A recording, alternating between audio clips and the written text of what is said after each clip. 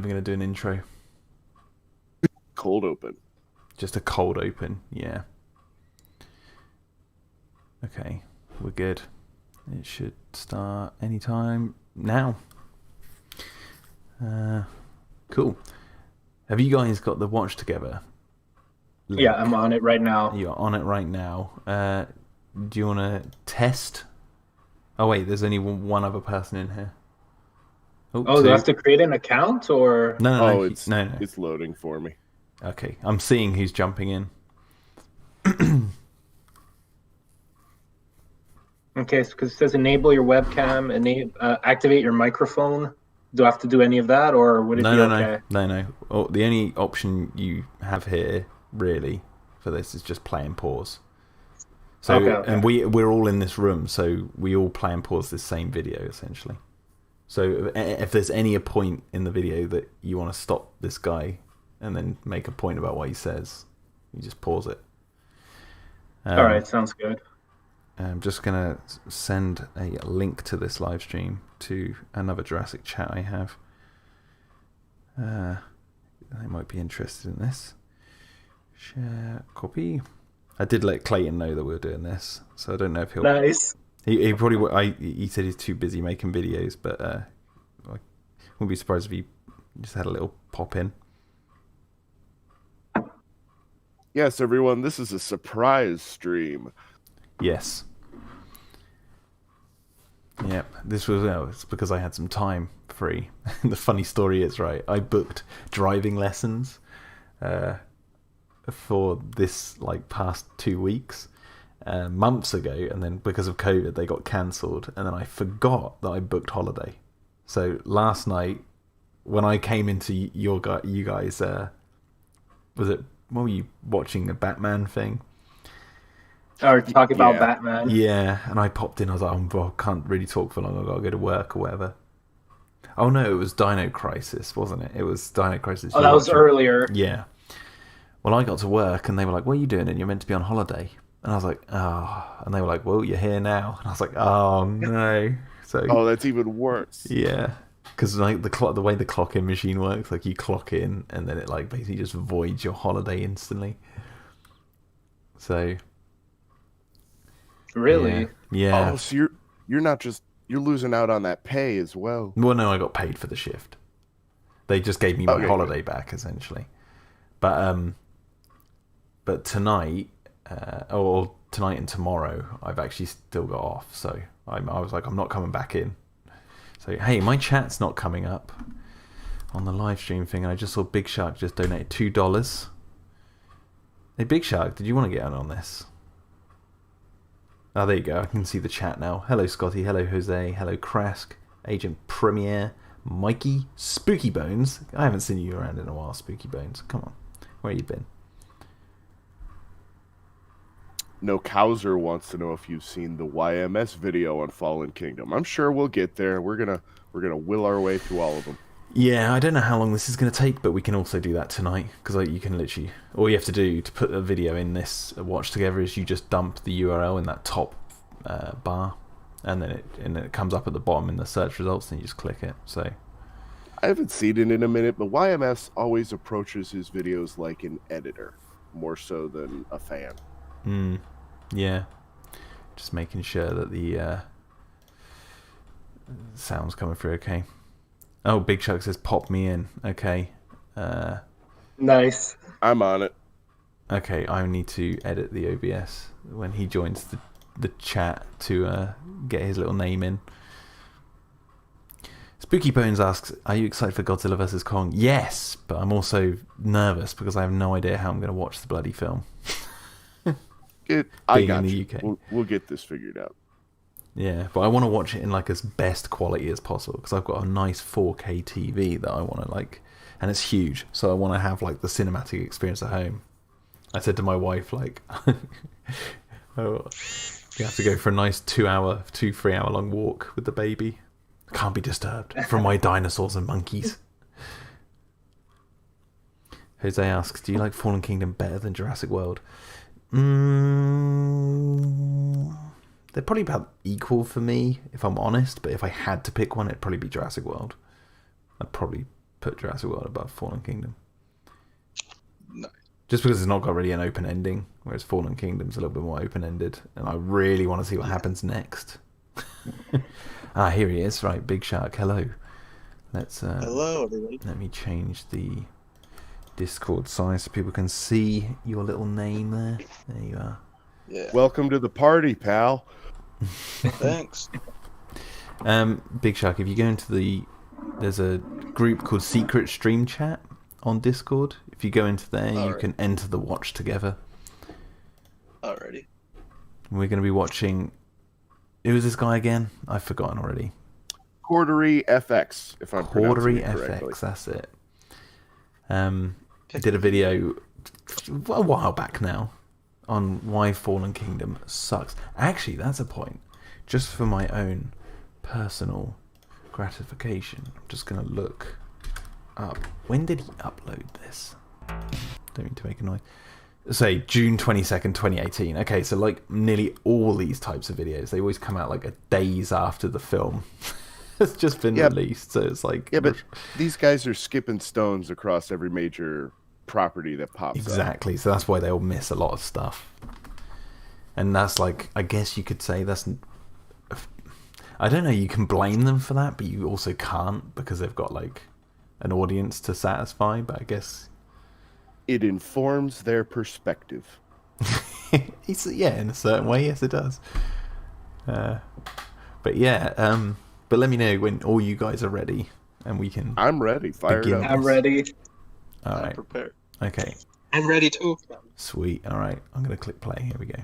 Oh, and just to stipulate, guys, any of you can pause this video in this watch together group, and if you want to make a point, I know I said that already, but Big Shark, I don't know if you heard that. I heard it. But I'm watching the stream as well, so. Okay, I'm but if it does it play for you if I click play? Yeah. Okay, cool, perfect. We're off. Jurassic World Fallen, or as I'm going to call it for copyright reasons, Dino Island 2: Revenge of the Fallen. I just want to say at this bit here, Dino Island 2: Revenge of the Fallen. Can you guys all see that logo? Mm-hmm. Yeah, well made. Yeah, so it's good. There's a clip, there's a video, there's a game show, back in the 90s, early 2000s in the UK called Get Your Own Back. And it was like where kids would like have their parents on, and there was this thing called the gunk tank where they would just like dump loads of like, I don't know, like slop all over their parents. But the way they do that is like they're sat on a chair up on this ramp, and they have like so many questions to answer, and if they get them wrong, then they slide down the slide into the gunk tank, right? There's this clip of this mum sat up there, and the guy who's presenting the show is like, one of the questions he goes, and I've got this clip saved somewhere, he's like, he's like, what is the title of the sequel to Jurassic Park? And she sits there for a few seconds and goes, Dinosaur 2? Like this. And he goes, no, it's The Lost World Jurassic Park. Go see it now. It's out in cinemas. Ooh, it's lovely. Like that. And then it just ends there. It just reminds me of that because it's like Dino Island 2. And then does the lady get dunked? I don't know. I haven't seen the full clip. She should for calling Lost World Dinosaur 2. Come on, man.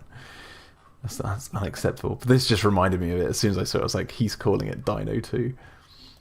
It stars Chris Pratt as Chris Pratt, Bryce Dallas Howard as Auntie High Heels, Armin Zola.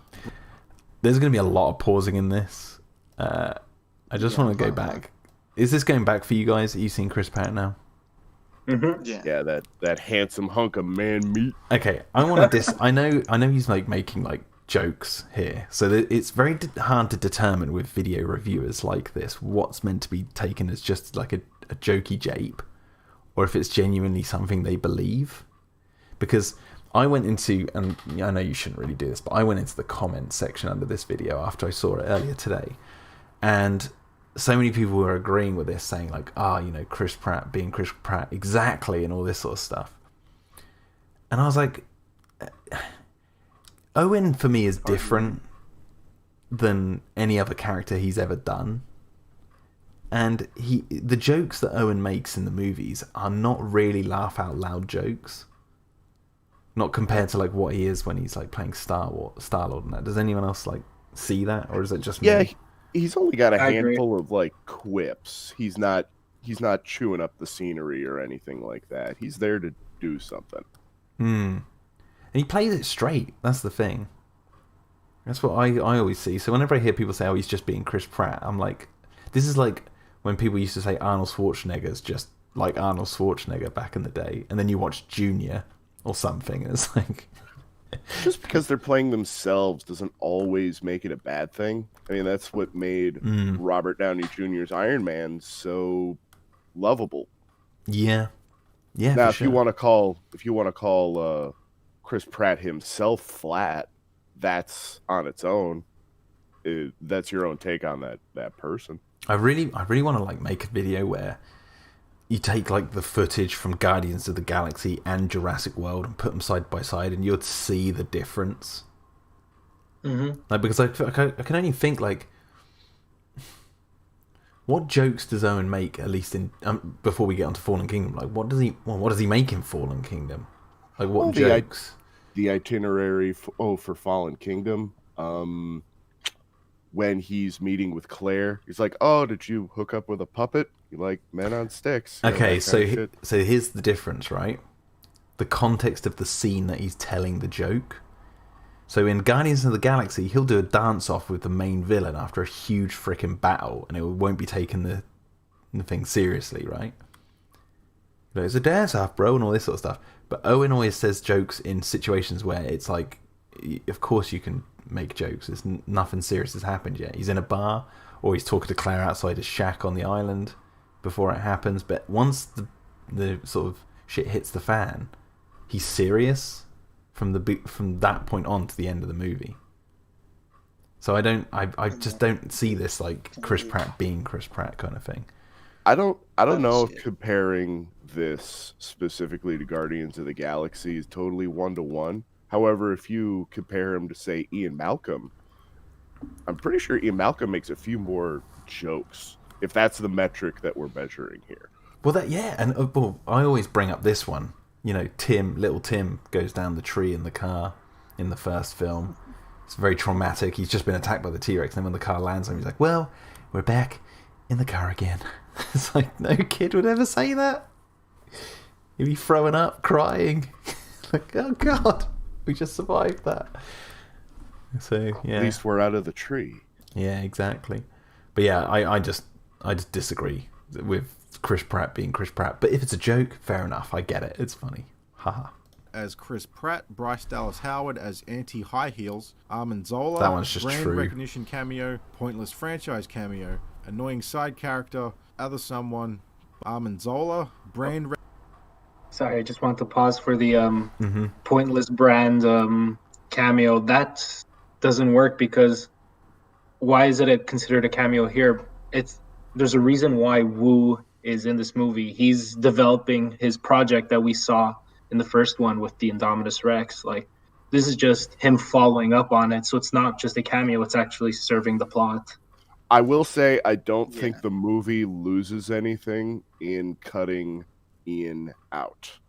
They could have utilized his time on screen that they were given better. I think the way it could be made better is they just give a little bit more context as to why they're asking him these questions, like him specifically. Because, you know, I guess for the general audiences who only fleetingly know Jeff Goldblum in Jurassic Park, it's like, okay, they're leaning on everyone knowing exactly his role, but you'd kind of have to play it as, why is his opinion so important? Obviously, we all know, but in the film universe, like, it would be nice to get a bit more of a build up to that. Yeah, or like the weight of what exactly this quote unquote trial is deciding. Like, are they before the Senate? Is this a House committee? Like, how big is this event? Yeah, I mean, I think the film does explain that. It says, like, the US, I think the BBC lady says the US government is determining what should be done about it. I think she says a line about that. But like they should. I always imagine they like a line of dialogue, like Dr. Malcolm, you've been brought before this committee to give your opinion on what should happen to these animals, given your track record of being with them, or something like that, or your experiences with them in the past. What do you have to say on the matter? Just something like that. But I guess, see, the thing working with Colin, he loves to like, and I don't know how much involvement he had with Fallen Kingdom in terms of this sort of stuff, but like, because a lot of films are actually the director's movies, but it's like he likes to trim the fat like a lot. He likes to just get straight to the point. He's like, if someone can work this out without actually being told it. I think he took the phrase that a lot of people toted around for a while, you know, I want to be shown, not told. You know, you've heard that a lot, like people complain about exposition a lot, and then they're like, I want to be shown it, not told. He takes that like pretty much verbatim. And it's like, okay, and now I think we're seeing sort of the whiplash effect of that, like the horseshoe effect of like people going, I want to be told some stuff. It's like, you know, finding that balance. A good example of this is like the BBC News ticker saying Dr. Henry Wu is being investigated or whatever, and then it cuts off, and then later on in the film he's known as Mr. Henry Wu. So, and he's hiding in the basement, so like you're being shown that he's like hiding, he's lost his doctor title. It's all there, all the information is there in the film if you look for it, but he doesn't have a line of dialogue about it, even though they did shoot some stuff to do with that. But he's being imprisoned by international dinosaur thieves. There's a really good story going on there. Yeah. Recognition cameo, pointless franchise cameo. Wait, we just saw Malcolm, then Wu, right? We're all up to the same place. Right. Yeah. Now we've got Franklin, which I agree with this one. Annoying side character, other People's someone, most hated Buffalo Bill, JP and a whole bunch of characters cut. Yeah, poor Franklin. The RB. Yeah. There's nothing wrong. Yeah, nothing wrong. He's just, Perfect. yeah. I think he is annoying, but that's the point of his character. But then they just they need. I personally believe there should have been a little bit more to him. And I'm one of those people, as he'll say later on in this video, I'm one of those people who agrees that if the baryonyx had taken Franklin out inside that bunker, it would have upped the stakes like a lot, and you'd have been like, and you wouldn't have seen it coming. You'd have been like, "Whoa, oh my god, they've just killed him," you know. Especially if Claire had to shut the blummin' the bunker hatch, looking down at him, going, getting dragged away, and then she's just like heavy breathing on the top of the. Oh, that's a fucked up little moment. Like, I just killed him. Yeah, it would have been great. Well, not that she killed him, but like there was absolutely nothing she could do. Like he was done for, you know. Cartoon This could and the be Indominus Rex 2.5. Oh, sorry, go on. What were you saying? this scene would be great. To be being honest. Yeah, it would have upped the stakes. I agree with everyone who says that. I do like Franklin, but like I don't hate him as much as other people. But I do find him annoying. I find him more enjoyable than Zia. Yeah, I know. Shh! Don't tell people that. So, for a movie that made up its plot as it went along, what would the sequel be? Well, what's in the old Jurassic Park bottom of the barrel? I see past failed sequels and a rejected Roland Emmerich dress. For a split second, then I just thought he classed Godzilla '98 as a Jurassic film, and I was about to be like, "That's a great joke," but no, he's making another joke. Now, this argument is kind of flawed because let's enter the screenwriter's room. Mm-hmm. We've got to rebuild the Jurassic Park franchise. We're coming off of Jurassic Park 3. There's only like 4 ideas you can really work with and still call it Jurassic Park. And to be honest, Jurassic World takes all those ideas and runs with them. It doesn't execute all of them, but it tries. Yeah. I don't know. There's this idealized Jurassic Park movie that's neither the first nor the second nor the third that I think a lot of these fans want. A lot of people who react to the new movies want, but it doesn't. The closest you're going to get is looking in the damn book, really. The thing is, I always hear the thing that gets to me the most about complaints about these new movies, because obviously everyone knows I defend them like anything, But I always have to stipulate, like, I'm not saying they're the greatest movies of all time. You know, I can understand why the first movie is the classic and all this sort of stuff. But my point is this, like, most people who complain about the new movies, I always hear, like, how it failed compared to the first film, but I never hear their ideas in depth about how a sequel, especially to Jurassic Park 3, right? You're following that movie. How do you continue from there? And no one ever has an answer. I never hear it. There are a handful of little answers. You could tell. You basically have to tell a lot smaller stories, and honestly, feature less dinosaurs and less island. There's a movie called Jurassic Park 3 that does that. You know, you got less island because there's half an hour cut off the end of the film. There's less dinosaurs because you only really spend time with 3 of them. Yeah, let's talk about a personalized drama. Yeah. What was that about Cooper? Oh god, it's just those two. Just William H. Macy, Cooper, and they're just chatting, and then boom, we get one scene of a dinosaur. Next scene, they're just talking. Boom. Yeah, it's just dinosaur action instantly. Okay, so anyway, what was he saying? I'm just going to back up a little bit because I just want to make sure. I just want to also add in really quick. A lot of like fans seem to, like, when they, from my own experience, like when they want what they want out of a sequel, just seems like they want the first movie, but slightly different, and then it just comes off as like. But when they try to do something new, it's like, oh, I hate it. It's not like the first one. It's just really strange to me. And you're damned if you do, and you're damned if you don't. Yes, exactly. That's a perfect way to put it. Yeah, I mean, see, I have a meme of my own meme for me is whenever I hear anyone say, "Oh, you know, I want this to be more like the first film." I'm like, "Well, you got the first film. Just keep watching that. Like, if that's what you want, there it is. This isn't that movie." And I always say that this is a reality, right? They're never, ever, ever going to recreate the conditions that Jurassic Park was in to make it as Jurassic Parky as they'd like. You know, that was the lightning in the bottle moment in film history of the effects being amazing, the script being solid, but also the characters and the actors being good enough to make that script even better than probably what it was written like.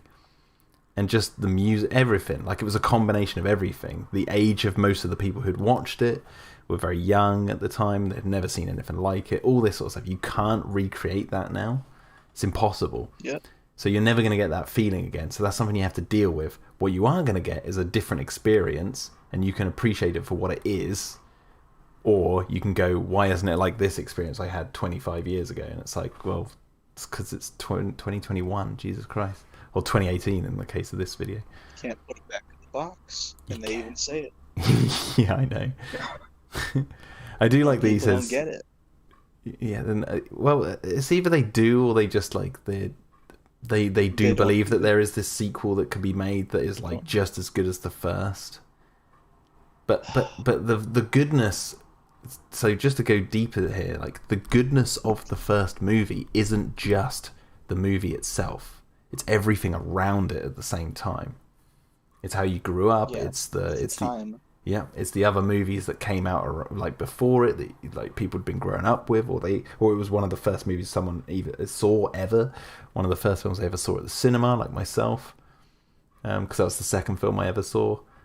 The pictures, it's like it leaves an impression on you. Whereas these new movies, they're coming off, especially in 2015 onwards, they're being followed up by Lord of the Rings, the Star Wars prequels, the the Transformers franchise, the advent of all CGI movies. Yeah, I know. But like what I'm saying is like that's please do not.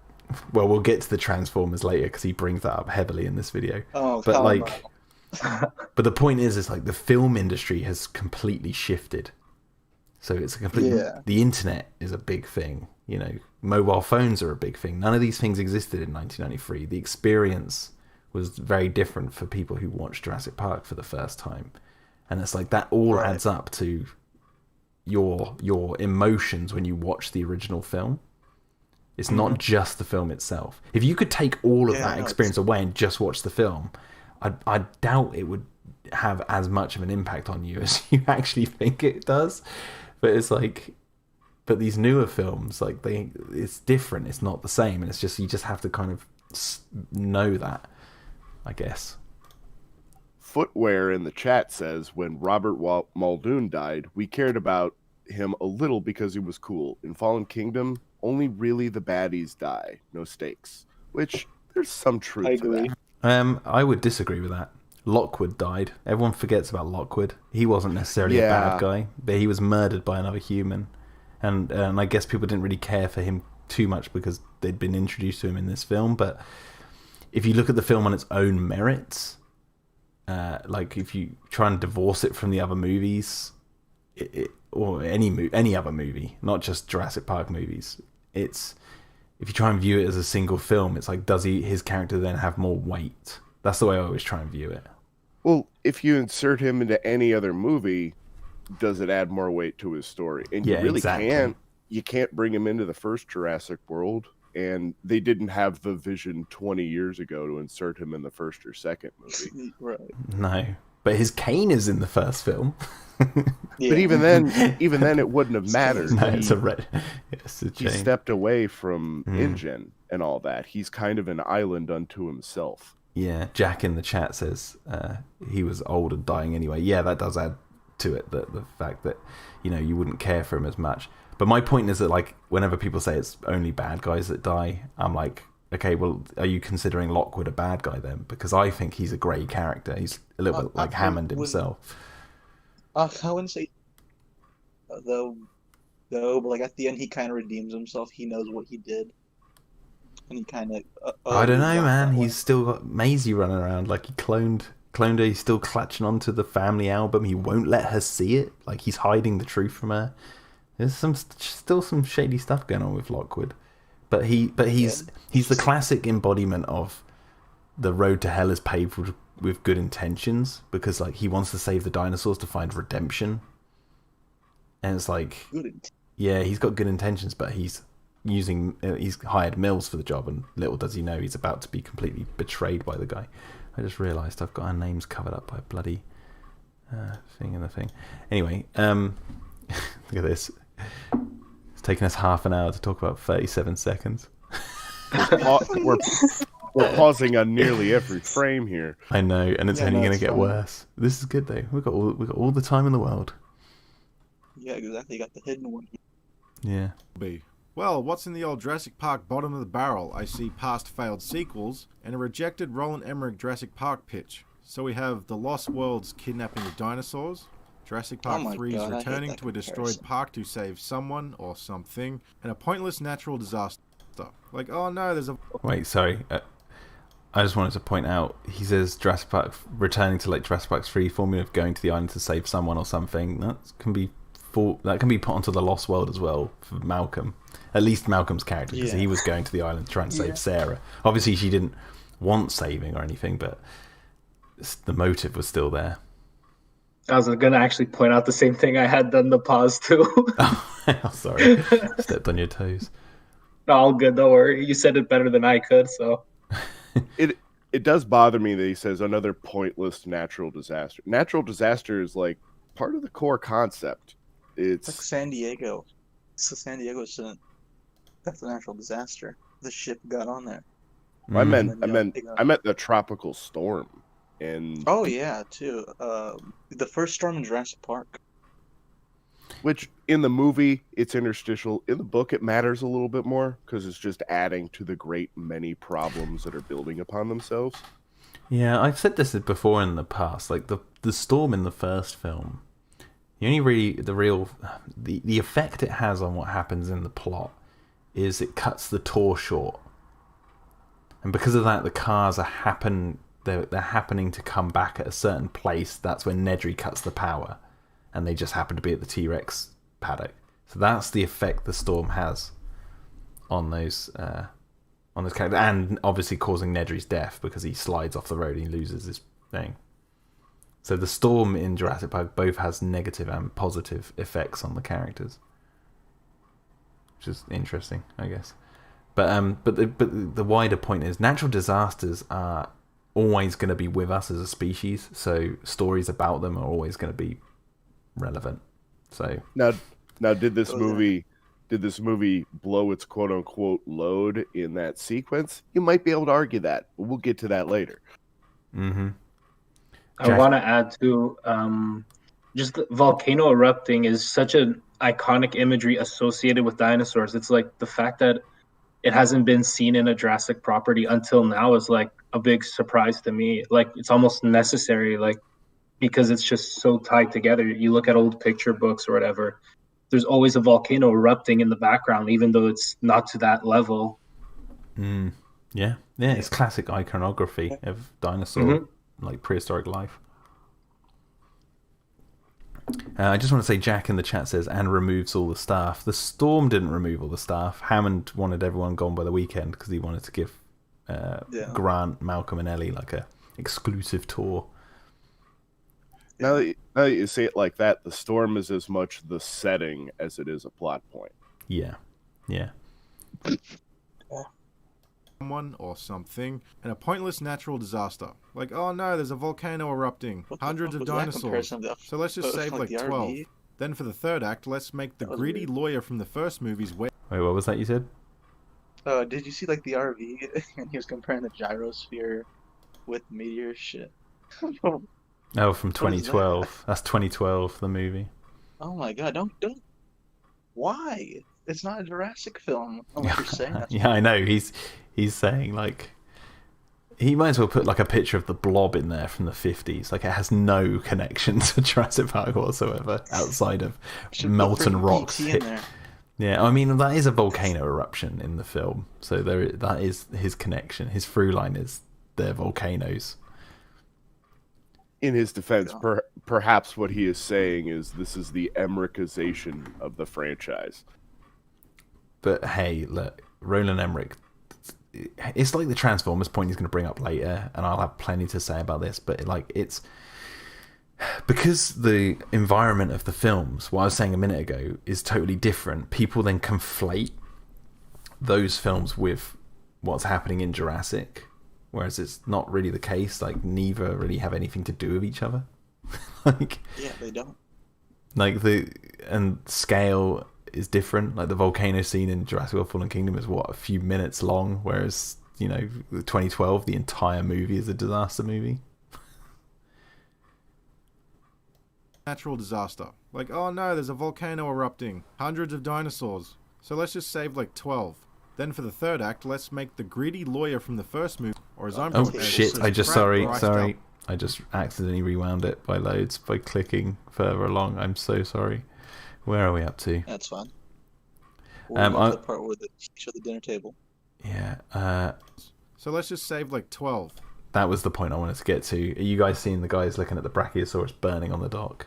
Yeah. Mm-hmm. Okay, so he says, so let's like save like 12. That's negating the dialogue that says like all the dialogue around how what they're doing is illegal. They've got to do it as quick as possible, in and out operation, and then they're lied to. So they've been there for a while. They've captured more dinosaurs than they're saying. There's an entire list of dinosaurs that Mill's looking at. This way longer than he told Claire. Yeah, I know. They've been there for a week. Yeah, exactly. Now that detail I do think kind of gets muddled. For a week. Because this is the fastest segment of the movie. A lot of things happen in this particular half hour, so I'm kind of gets lost. Yeah, I'm not trying to say that like watching it for the first time you're going to get all this information and it will feel muddled, which is what happened to this guy clearly because he made this video days after, or the day after it came out, or even on the day, I think. The point is, the information, if you watch it over and over again, is actually in the film. Like, it's not like the filmmakers forgot that it is in there. It's just, it's designed to be watched more. That's why these movies are so popular with fans like us. It's like, we'll go back and watch them over and over again and notice these details, and that just enriches the experience each time we watch it, I guess. Because that for Dino-Defenders Extreme, that idea is very interesting. Like, what does the logistics supply chain look like for mass transportation of dinosaurs?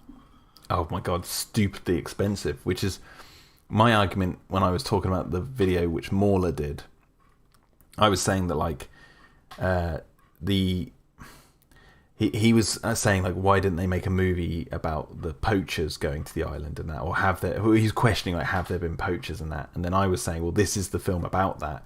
It's just, if you imagine how expensive it must be to transport these dinosaurs, obviously illegally as well. You need and it basically need an army to do it, and that's where we go back to the courtroom scene. That's why I think there's a little bit more gravity here, because there's no way any private organization does this without tacit permission from the U.S. Navy. Exactly, and I mean they mention it several times that it's illegal. But it's also, then you go, okay, well then who's buying these dinosaurs? It's like the poachers or the black market dealers all pulled together, and Mills got them together and went, look, I've got this operation, I'm siphoning off this old man's money, we have the vehicles, we have the means to do it.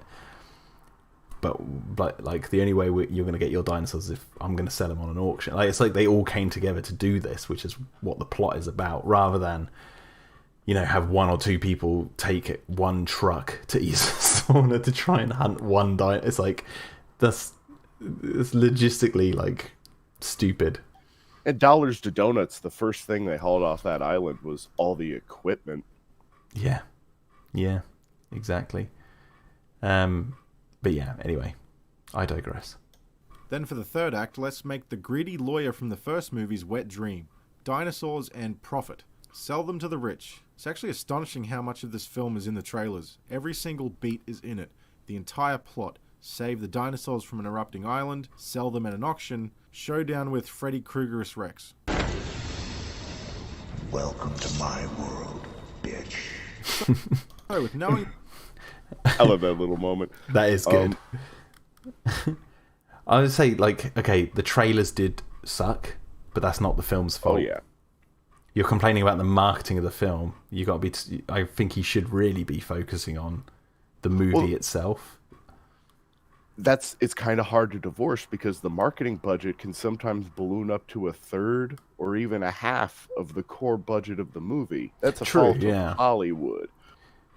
But then, like, I don't know, a lot of people I see on YouTube who talk about movies in such a way, they talk about the final film, and they'll say things like, you know, oh, if it's not in the movie, then it doesn't matter, and all this sort of stuff. And to me, it always seems odd then when they complain about the trailers and stuff, because it's like, then that's not the movie you're complaining about. You're complaining about the marketing for the movie. And if the marketing sucked because it spoiled too much, then that's not the movie's fault. That's the trailer's fault, right? Which is funny, because Mr. Cordery makes that exact same point in a couple of his Terminator videos, that the trailers have done a great disservice to specifically the Terminator franchise. And same thing happened to Jurassic Park, man. Yeah.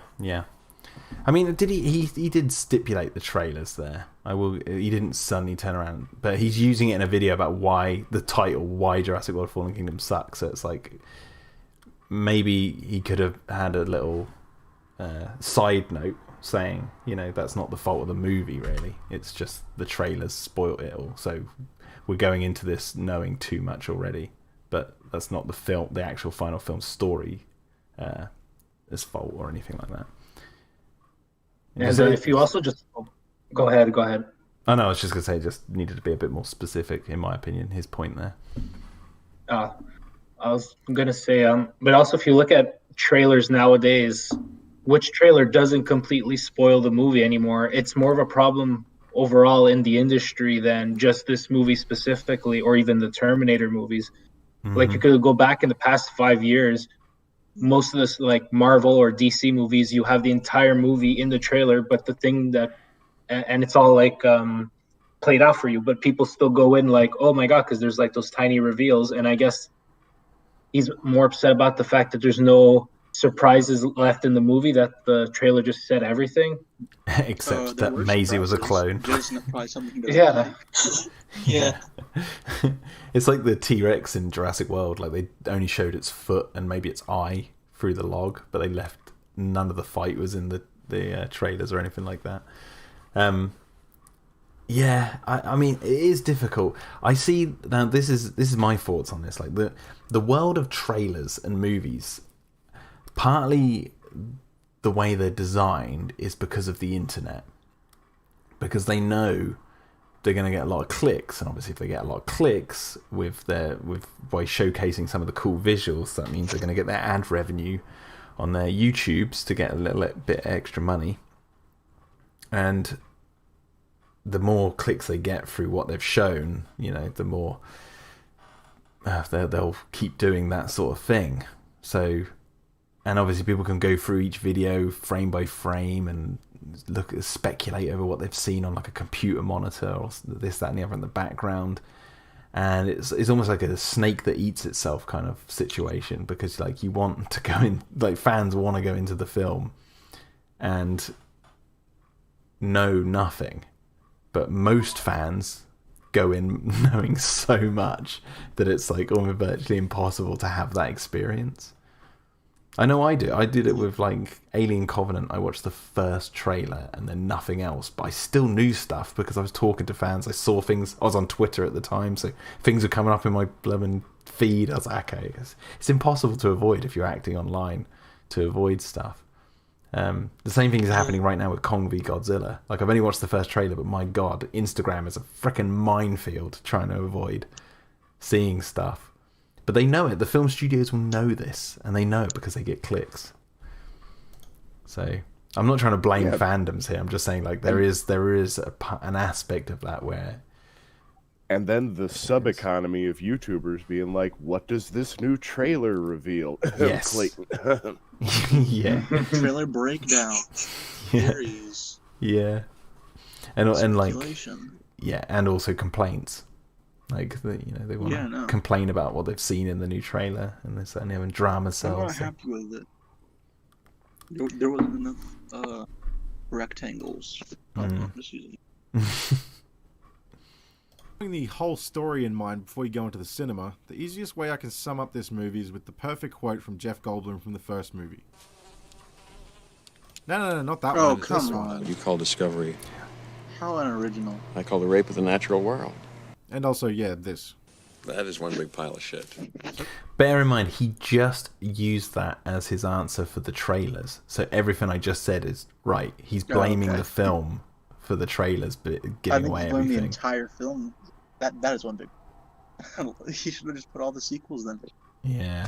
It's a little harsh to call Jurassic World Fallen Kingdom the rape of the natural world. Yeah, it's a gross oh my god, exaggeration. It's funny. As someone who really likes Fallen Kingdom, I'll call it the rape of the natural world. It's just to the reviewers, yeah. But what if that's the theme? It was just. I was going to make a really bad joke there, but I won't. Now, this movie is dull and boring, and once again, it departs from the serious integrity of the original to make way for silly, dumb humor and a whole. Wait, I just want to stipulate. Did he say the original 2, or did he just say the original? Just the original. To make way for silly, dumb humor and a whole bunch of seen it before CGI. I swear he departs said from the serious integrity of the original to make way for silly. Oh, to make way for. I get it. Sorry, guys. Anyway, sorry. Humor and a whole bunch of seen it before CGI. Like, seriously, they redo the shot of the Brachiosaurus walking and they all. Wait. Sorry. What was that little bit he just said there? Silly, dumb the integrity. And a whole bunch of seen it before CGI. Like, seriously, they redo the shot of the Brachiosaurus walking and they all look up in wonderment from the original. That's Pandora's box. How do you be more like the original movie and not rip off the original movie? There's also the context for these shots is completely different. Like, the reason we're seeing the Brachiosaurus in this way again is because this is the last time we're going to see this island, right? It's like poetry, it rhymes. it's like, and it's also for Zia's character. She's never seen a dinosaur before, so ironically, the last one she's going to see really on Isa Nublar is the Brachiosaurus. But also, I just want to go back. He said a bunch of CGI shots we've seen before.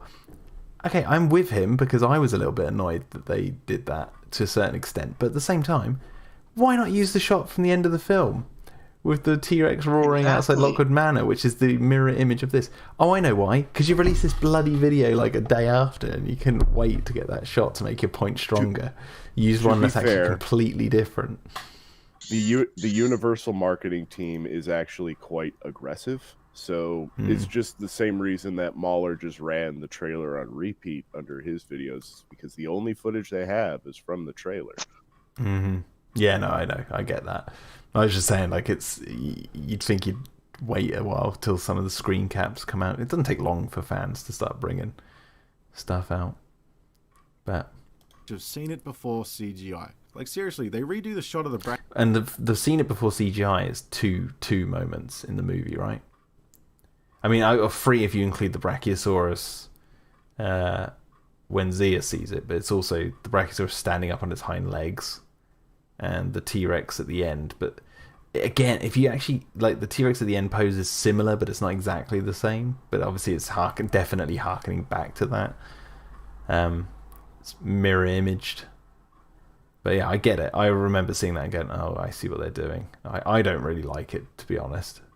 But then again, every single Jurassic film has done that sort of thing. So, I don't know if I'm complaining about something that I forgive in other movies.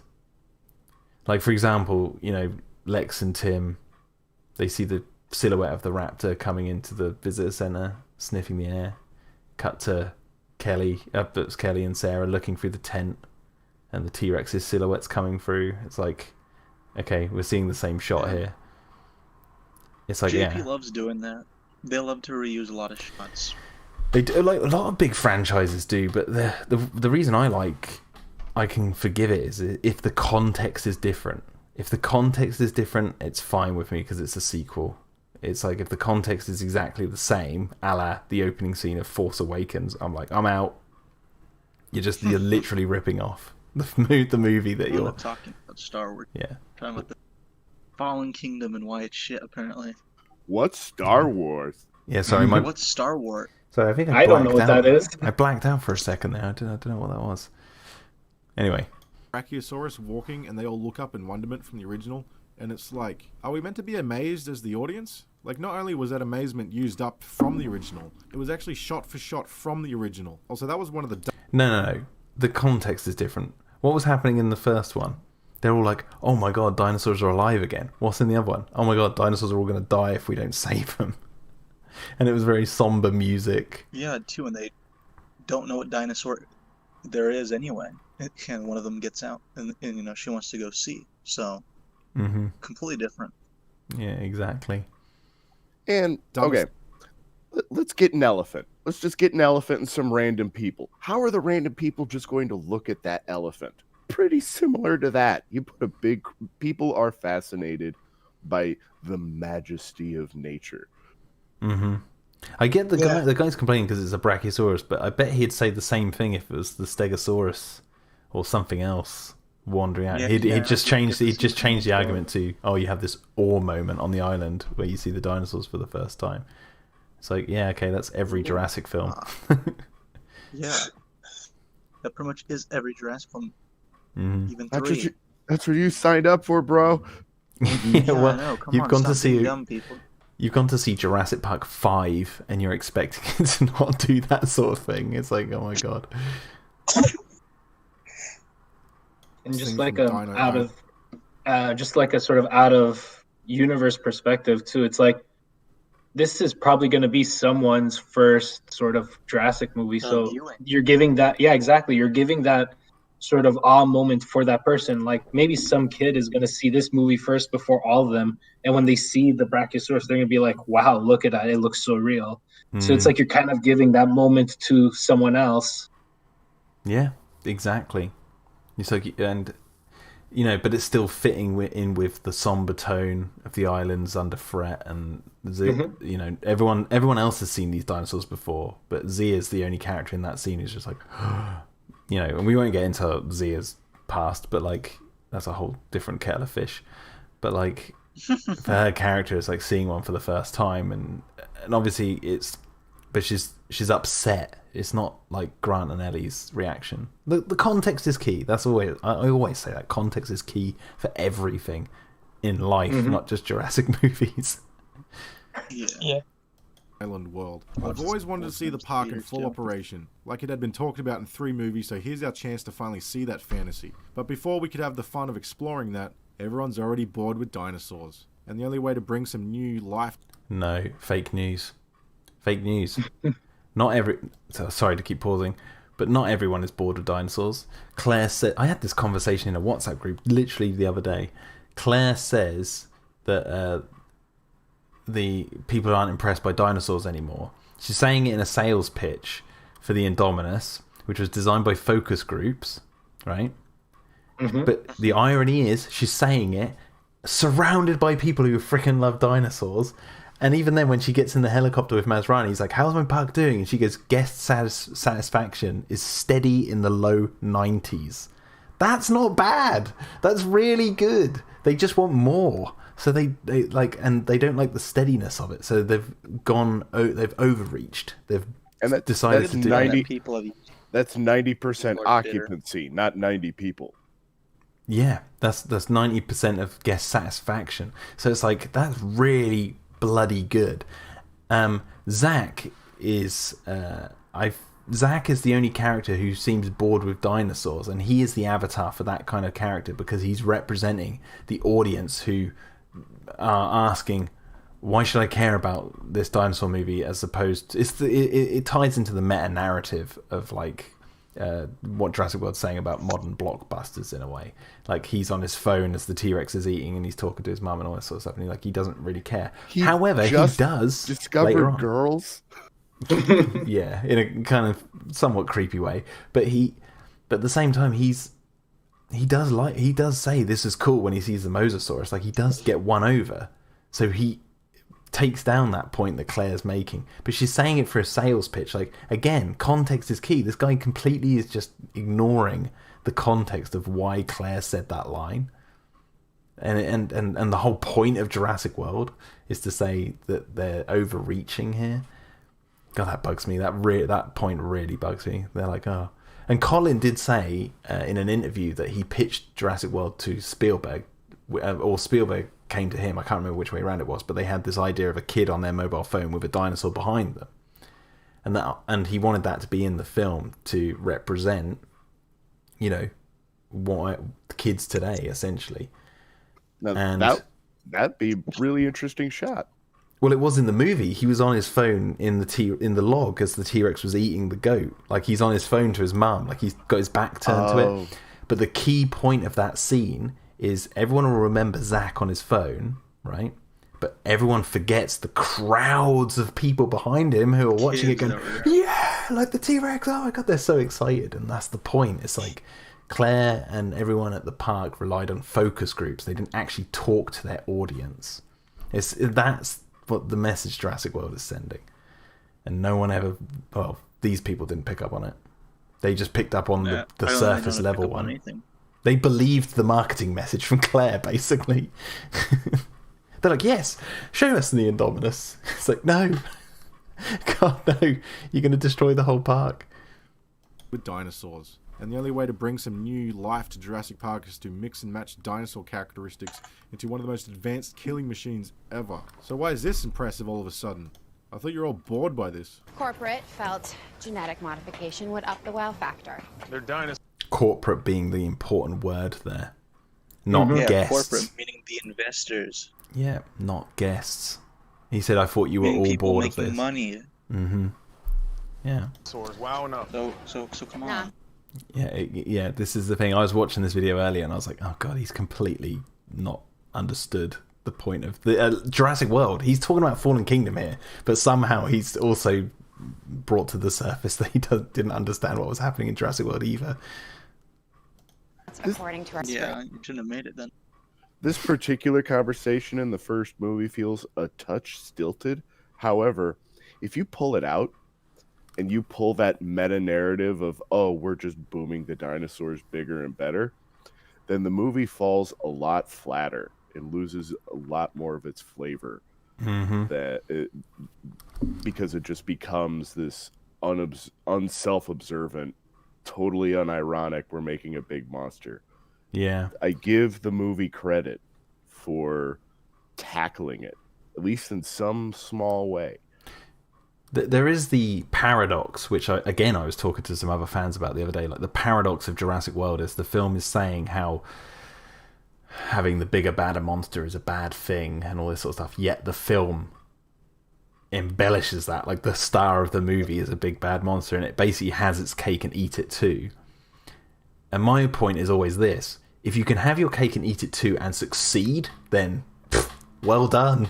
Oh my God, give yourself a pat on the back. If you try to do that and fail, a la something like Transformers: Age of Extinction, then we all know where that ends up. I don't think we need to go. Right, that makes sense. Do you not appreciate the acting talents of one Marky Mark Wahlberg? Oh no, don't get me wrong. Age of Extinction is a great movie. It's just great for all the wrong reasons. And I love Marky Mark, but my God, that movie. I mean, you should check out 5 if you haven't. I haven't checked out 5 yet, no. Maybe we'll do it on like some sort of commentary on this channel or something one day. Get my initial reaction. Yep. The so-called plot of this movie is they learn of a surprise volcano is about to erupt on East. Not a surprise. That's in the first book. Yeah. Yeah. It's not, well, I mean, in the canon of the movies, he's saying it's a surprise, but even then, there's, I mean, it's, you can look at it that way, but there is evidence in the movies that they use volcanic activity to power the islands. Like, there's mentioned in The Lost World. There's the volcano peak in Jurassic Park on the computer models. But I get what he's kind of trying to say, but it's like, okay, yeah. But geographically speaking, aren't all islands made by volcanoes? Not all, but especially you get into the Ring of Fire, it more often than not, yeah. Yeah. Okay. Nublar. By the way, I just want to say, Unfitted Rogue in the chat just says, now this is pod racing. Don't know why, just thought it was funny and just wanted to mention it. We're going to try spinning watching this video. Hopefully that's a good trick. Congress meeting is held to discuss whether or not, since these things are man-made and not an endangered species, should they be rescued from the island? With the answer being, are you kidding me? As exciting as they are, these are abominations. Remember the lunch scene from the first movie? Every single point made by these scientists is correct. 65 million years of evolution to separate man and dinosaur. Throw them back into the mix? Yeah, it's not meant to be. They even No, he just straw-manned Alan Grant there. Oh my God. Yep, he did. A little bit. Alan Grant didn't say it was bad. He gave no opinion. He said, I can't jump to conclusions, but look, we have no idea what's going to happen. That's basically what he said. And this guy said that Grant said, no, we can't make the mix. Now, granted, Grant does come to that conclusion at the beginning of Jurassic Park 3 once he's experienced Jurassic Park. And I'm guessing he has the same feeling after Jurassic Park 3, but we just don't know. We don't know. I already hate the lunchroom scene. I think British Tyrannosaurus just said down there. Yeah, I hate the lunchroom scene now because it gets brought up every time. I don't. People's reviews. It's still my favourite scene in the first film overall. Overall, the dinosaurs and everything, but the genius of the scene is that like it can be applied to like any movie franchise. You can always like use it, but at the same time, like this guy does, a lot of people tend to miss the context or misconstrue what they're saying. So if you listen to like why he basically puts words into Grant's mouth here. Evolution to separate man and dinosaur. Throw them back into the mix? Yeah, it's not meant to be. They even drag back Ian Malcolm to reiterate the point. But whatever, dinosaurs are adorable and kids love them. It's like bringing Hitler back to life, and he's still just his classic old self. But we have to be humane and let him be, cause morals and rights. He doesn't belong in this time. Kill his clone. You can remove him from existence. Just don't name him. I'm just going to say, that I don't know why Hitler gets brought up, but at the same time, it depends on if that Hitler clone is doing the same thing as the original Hitler, right? You don't just come up to a man and go, you're Hitler. I haven't done anything. We're going to kill you. What? No, I haven't done anything. Welcome to Hitler Park. Yeah. I saw what my original version did. I'm not doing that. It depends on if he says that. If he says that, let him live. If he doesn't say that and he is doing the same thing, yeah, kill him. Like, Jesus. By the way, Jack in the chat says, that's a lot of Hitler shots. I know. He has an extensive folder of Hitler pictures that he used for this video. I wonder if he admires him. You know, it's time for me to be responsible. Isn't that right? Don't name Morty Jr. Oh, crap, he named it. Great, now Hitler has to stay with us. Thanks, feelings. So when it comes to rescuing dinosaurs from a problem that you started, what's the next step? Have a millionaire pay for you to go. Oh, but little do you know that they have some hidden agenda. Can't you? No, the millionaire didn't have the hidden agenda. Mills had the hidden agenda. And I know he put the picture up there, but he conflated Lockwood with Mills there, I just want to say. He didn't stipulate that Lockwood didn't know that that was happening as well. It's kind of key for the film, you know, that Lockwood doesn't know that that's happening. Knowing the fact that dinosaurs can't coexist with humans, send the idiots back to round them all up so you can keep using them for money in an even worse environment. You can contain them on an island not inhabited by humans. But nah, bring them to the mainland. Like that's any more clever. Seem familiar? Since The Lost World is a forgettable movie, was this their way of remaking that story to make money? I will say this, right? I believe, I'm just going to go back, a lot of people, obviously dinosaurs affecting ecosystems is the major reality. If this was real, right? The major reality difference is the effect they'll have on ecosystems. Now, one or two dinosaurs, is that really going to have too much of an effect on an ecosystem? I don't know, because I somehow feel like they'll step on a certain plant or something and then they'll get infection in their foot and die pretty quickly, right? Because the natural world is pretty savage, even to things that are absolutely massive. But I always think that people put too much weight in how, like, if you live in a world where these dinosaurs are clones and they're, like, people would want to bring them to the mainland almost instantly. I have no doubts about that, because... Not just that, people would want to go kill them. There'd be a million Roland Tembos lining up. Yeah. Yep. And that's the thing, it's like, I feel like they put too much weight in, like, the power these dinosaurs could have if they reached the mainland. Now, don't get me wrong, it would be bad in certain instances, but it's not going to be like, you know, an epidemic of these things, like, going everywhere instantly. It's like, it's not how it works. That's kind of how the book frames it, though. Well, I mean, if it's compies, if we're talking compies, yeah, that's a different story. But they always conflate, like, these big dinosaurs. It's like, then, I don't know. Rather than Hitler, you should have used the Black Plague as, like, a counterexample. We've re-engineered the Black Plague, brought it back to life. There you go. Perfect example. Yep. Environment. You can contain them on an island not inhabited by humans. But nah, bring them to the mainland. Like that's any more clever. Seem familiar? Since The Lost World is a like the seem familiar. You've seen The Lost World, right? It's like, again, context completely different. Yes, there's scenes that like harken the same sort of visual imagery, and yes, they go from island to mainland. That thing, he's boiled it down, right, a lot, to the point where, okay, he's boiled a turkey down and a chicken down to the bones, and gone, look, they both have bones. It's like, okay, but one was a turkey and one's a chicken. Okay, they're both birds. They're both part of the Jurassic Park franchise, but they're very different. And at the same time, oh God, this is the thing. The context is key. It's like, would he do this? I want to know. Do you think this guy, and I don't want to mind read too much, but do you think this guy would do the same thing for Terminator 1 and Terminator 2? Oh, I can tell you for certain he does, but okay. Terminator's a little bit easier to kind of shoot down. Because you can say the second one's a remake of the first one, but I never hear anyone use that as a negative. But they'll always use it for a negative for a film that they have a problem with. But they won't use that as a bludgeoning tool for films they like. You know, you could use the visual imagery, 2 images of the Terminator chasing people through a industrial complex at the end of the first and end of the second film, and go, seem familiar when you're talking about Terminator 2. And it's like, yeah, of course, it's a sequel, but the context is completely different.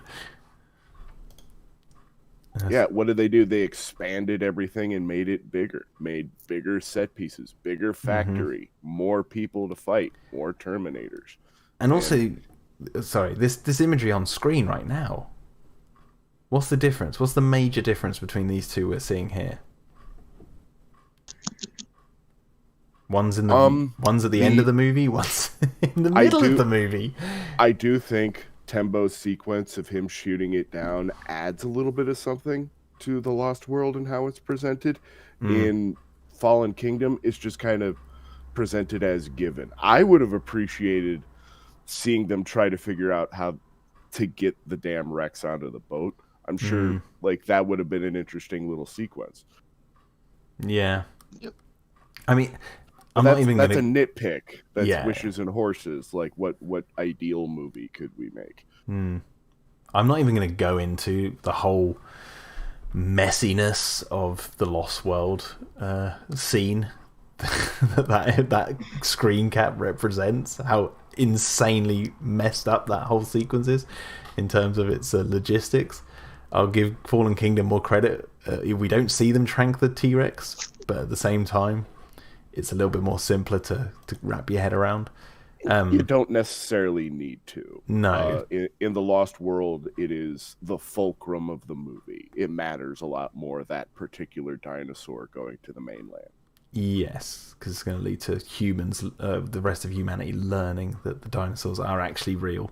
I'm going to ask you that: is the Rex necessary for this movie? Like, it's the Rex that dies in the smoke in the Brachiosaurus scene. Is this movie affected all that worse for it? I would say yes, only because of the opening where it stands on the mosasaur thing and it keeps the gates open. But that could have been any dinosaur, really, I guess, if it was big enough. So I don't know. Yes, the Rex is necessary because it's fucking awesome, alright? Don't you take that Rex out. That's why it's necessary. You have the opening. You have the open. Yeah, you have I mean, it does take out the Carnotaurus. Are you saying like you could just replace it with anything?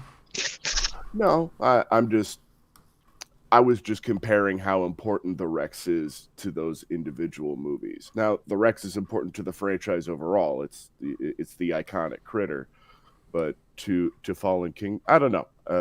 It was you had originally asked what are kind of the key differences between these two scenes on top. Yeah, and I was saying like the I get what you're saying. Like, no, I mean. To me, what you're asking is almost like, are the raptors relevant? You could just replace those with any other type of raptors. Is it the type of dinosaur you're stipulating here, or I guess I'm not quite understanding what you're asking. I was just questioning the. Oh, if it was a different dinosaur for the blood transfusion or something like. Yeah, that too. Yeah, because I guess the bull T-Rex does tie into Roland's character. Like, he wants to get the T-Rex, and yeah, no, I get what you're saying. Yeah, no, I guess it was a thought experiment, less than a point. Right. Okay. Yeah. No, I don't. I think you could have replaced the T-Rex in Fallen Kingdom in this scene with any dinosaur, really. But it does add something to it that is this massive predator that we know as an audience its history and we know what it's capable of and all that sort of stuff. Like that's any more clever. Seem familiar? Since The Lost World is a forgettable movie, was this their way of... It's a forgettable movie, guys.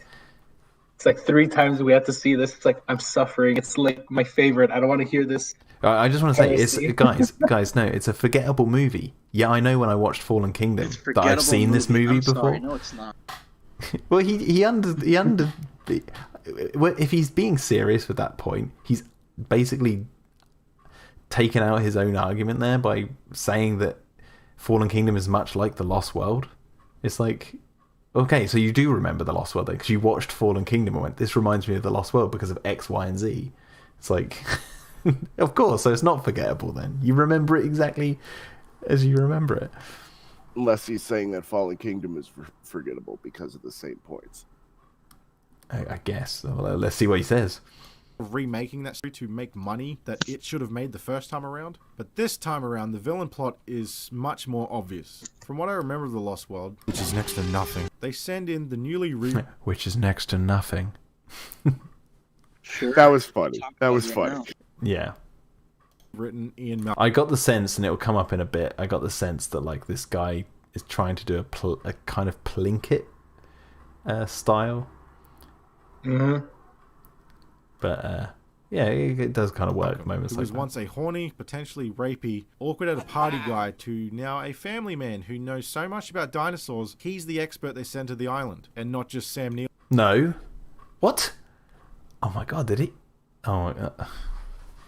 Yeah, that's a little ham-fisted. For one, it was Ian Malcolm himself and Jeff Goldblum who made Ian Malcolm a father in that first movie, because he retouched that character with his ad-libbing and his lines and stuff, and he went out of his way to make a point to make him a family man in the first movie. Whereas if you read him in the book, he's kind of a quasi-autistic sociopath. Yeah. Who But creeps on his students. But he didn't change him to be a paleontologist in The Lost World. This guy said that he's a dinosaur expert. No, he's not. No, he's going to the island to get his booty back. Yeah, listen to what he says here. Listen to this. Now a family man who knows so much about dinosaurs, he's the expert they send to the island, and not He knows so much about dinosaurs. Is that meant to be a sarcastic he knows about so much about dinosaurs? Because this is the problem with these type of YouTube videos. It's like they start to blur their sarcasm and jokes and what they're trying to actually say, that it becomes very difficult to even determine what the hell they're even talking about. Like, I don't know if that was a sarcastic point or if he's actually trying to say that Malcolm's the dinosaur expert in that movie. Because he goes on to say they didn't send Alan Grant. He's making a joke. He's definitely Okay. making a joke. All right. I need a I've forgotten this guy's name again. What's his name? CorderyFX. I need a CorderyFX whisperer. You're the CorderyFX whisperer. You're helping me out here. not just That's right. Sam Neill again. But don't worry, that cash grab plot will come in the next film. And they send Ian Malcolm to rescue one of his past victims, girlfriends, but at the same time, poachers have been sent to steal dinosaurs to bring them to their second-built Jurassic Park in San Diego. Yeah, dumb and never gonna work. The difference this time around, they round up some of the most dangerous dinosaurs and put them in an auction room to be sold to millionaire stereotypes. Gee, 4 movies of dinosaurs ruining I will agree. They are millionaire stereotypes. Yeah. Like, I couldn't believe that they had a guy there in a cowboy hat with his big white moustache. He's like the guy from The Simpsons. I was like, come on. We can do a little bit better than that.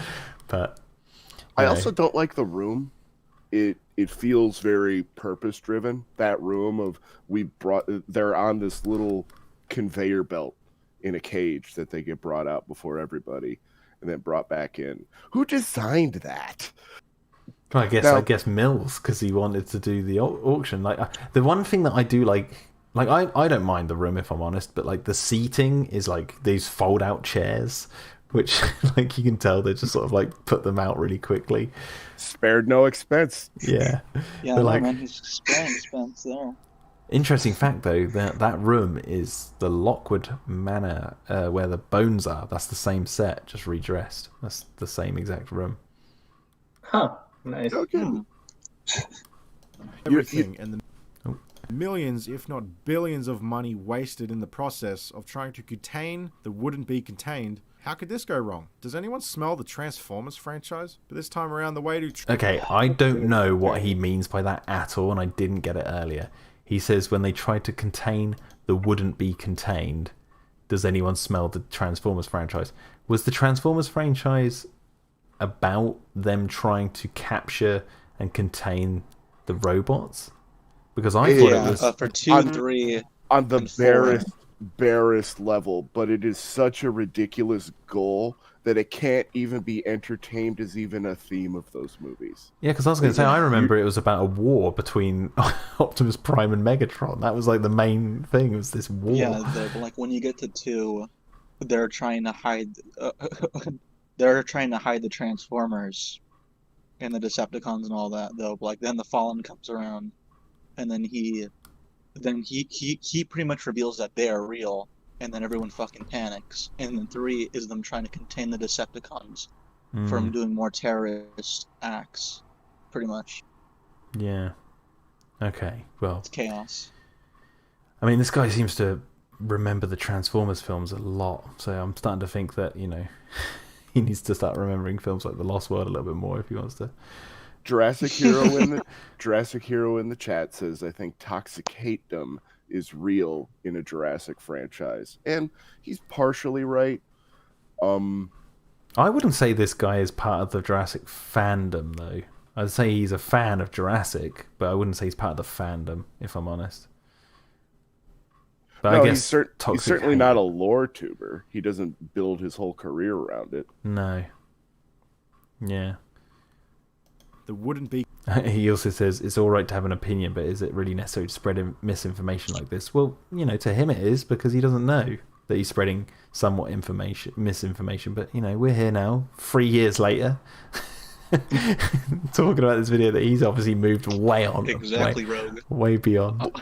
Well, what's CorderyFX's goal? He wants to make an entertaining video in X amount of time, put it on his channel, and make a little bit of money. Now, that's not ignoble on his own. No, I actually congratulate him on that.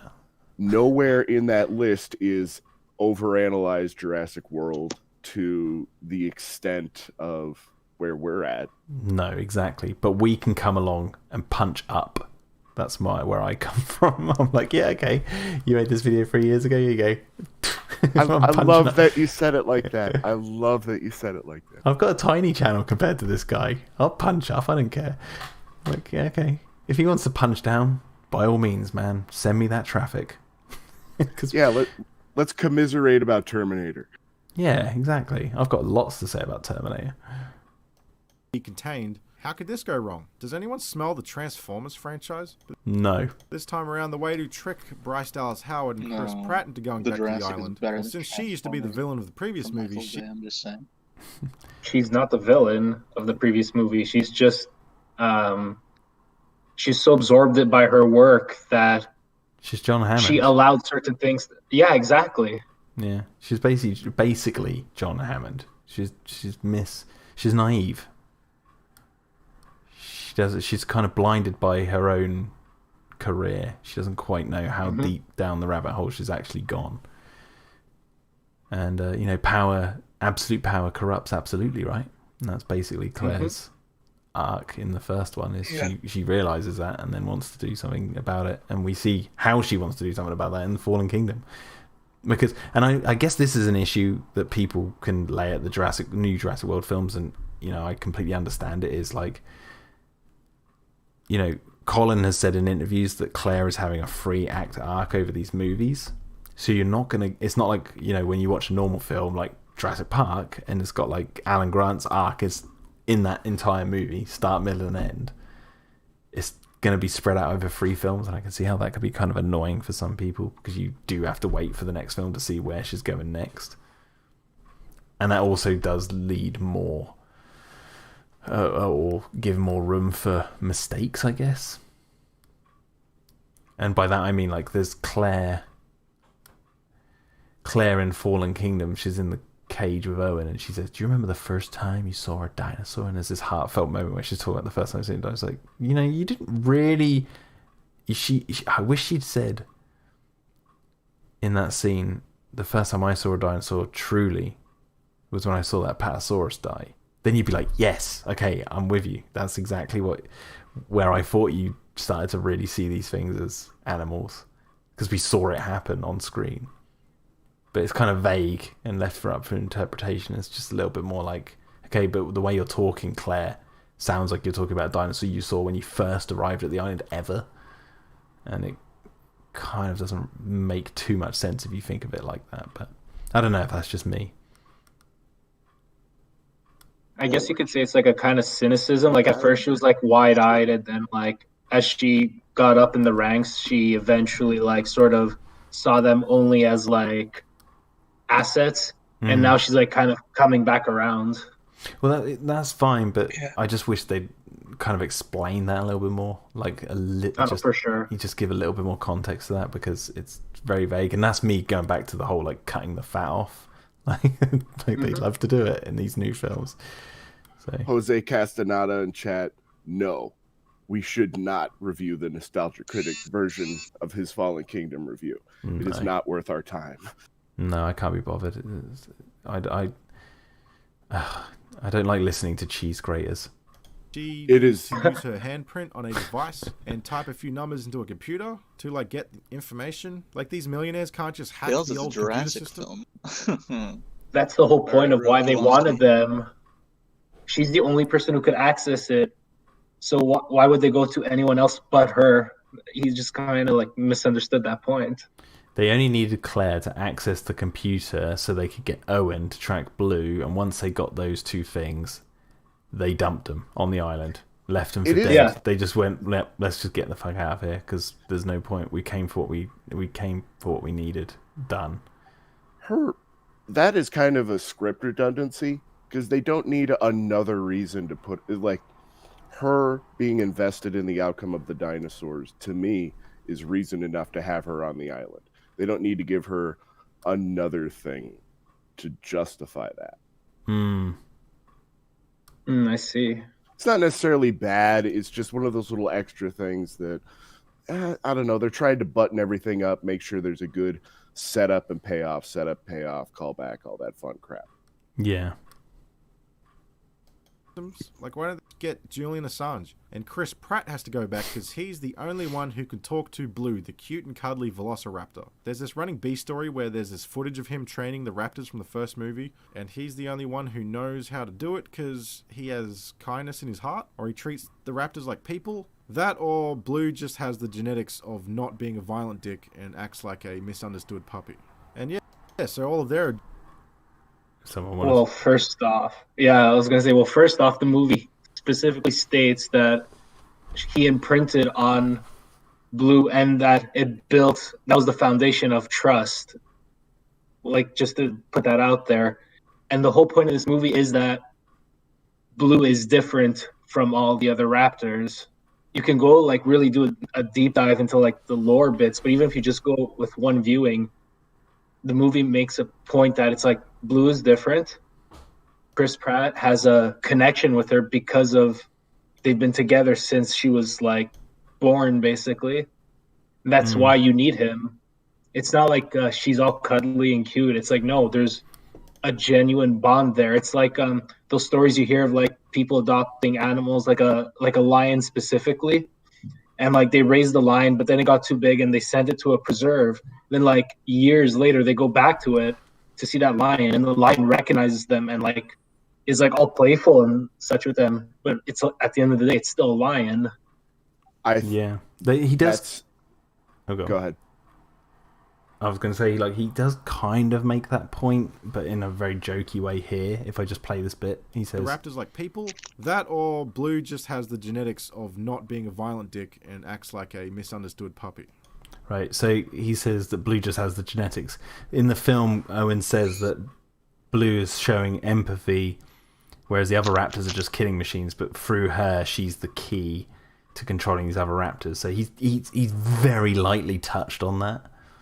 And he's kind of like just hand waved it away, like, oh, she's just some like misunderstood puppy or whatever. It's like, okay, but that is the point the movie is making here. What you just said, everything you just said is correct. Like, yeah, that's the point the movie's making, but he's just sort of brushed it away because I guess he just didn't like that direction that they went.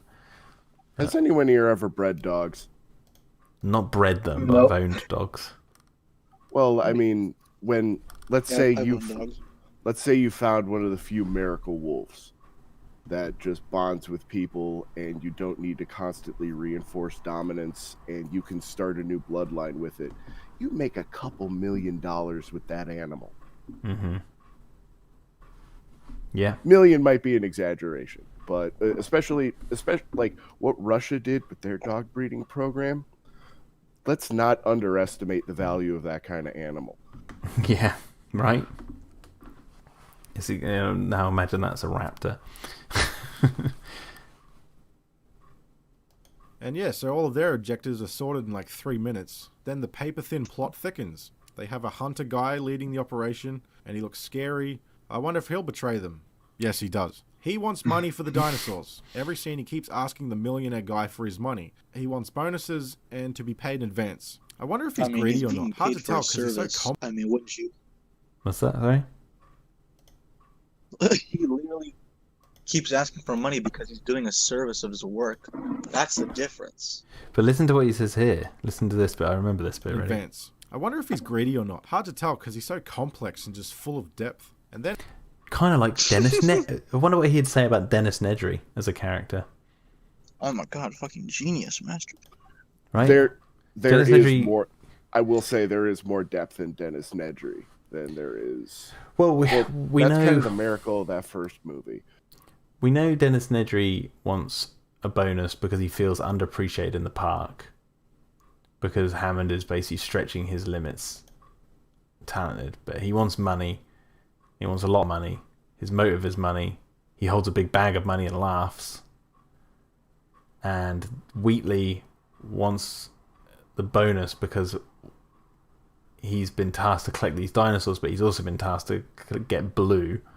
So he also has to work with Owen and take out Owen, I guess. I guess that was his... Yeah, like his plan's going to kill Owen. Yeah, because there's a line of dialogue later on in Fallen Kingdom which sort of hints towards the fact that that was their plan all along. And also he collects teeth. Like he has a collection of teeth, and that is his undoing. Yeah, I know. So I will agree that Dennis Nedry has a little bit more to him, but it's this. But I think you could lay the same argument of like, oh, this guy wants money. Okay, is he going to betray them? Is he the bag? Like, you know, it's kind of similar. Or you can just throw Ludlow in there, but this guy already doesn't like the Lost World, so it's kind of redundant. Well, you compare you compare Nedry to the auctioneer, and they actually come up a little bit closer because the time the auctioneer's on screen, he characterizes himself pretty well, and that might just be more to do with the actor than what's actually on the script. Mm-hmm. Yeah. And I do feel bad because Buffalo Bill's a really good actor. I love Monk. Monk is a great show. What is it? Yeah, Monk's great. Is that with the guy who's like a detective who's like obsessed, got an obsessive compulsive disorder? Yeah. I remember one episode where he bursts a like a packaging bubble, and then he has to stand there and do the entire roll, like that's on this huge like industrial roll of bubble wrap, and he has to do all of them because he did one by accident. That's all I remember of that show. The insidious nature of that show, not to get too deep into this rabbit hole, is the damn theme song. It's a jungle out there. It's too easy to just let go and listen to, and then you're in the first act. Okay. Damn you, Randy Newman. Damn you. Damn you, Randy Newman. And our heroes have to heal an injured dinosaur and then follow where the captured dinosaurs are going. Honestly, is this a remake? But something different in these new Jurassic...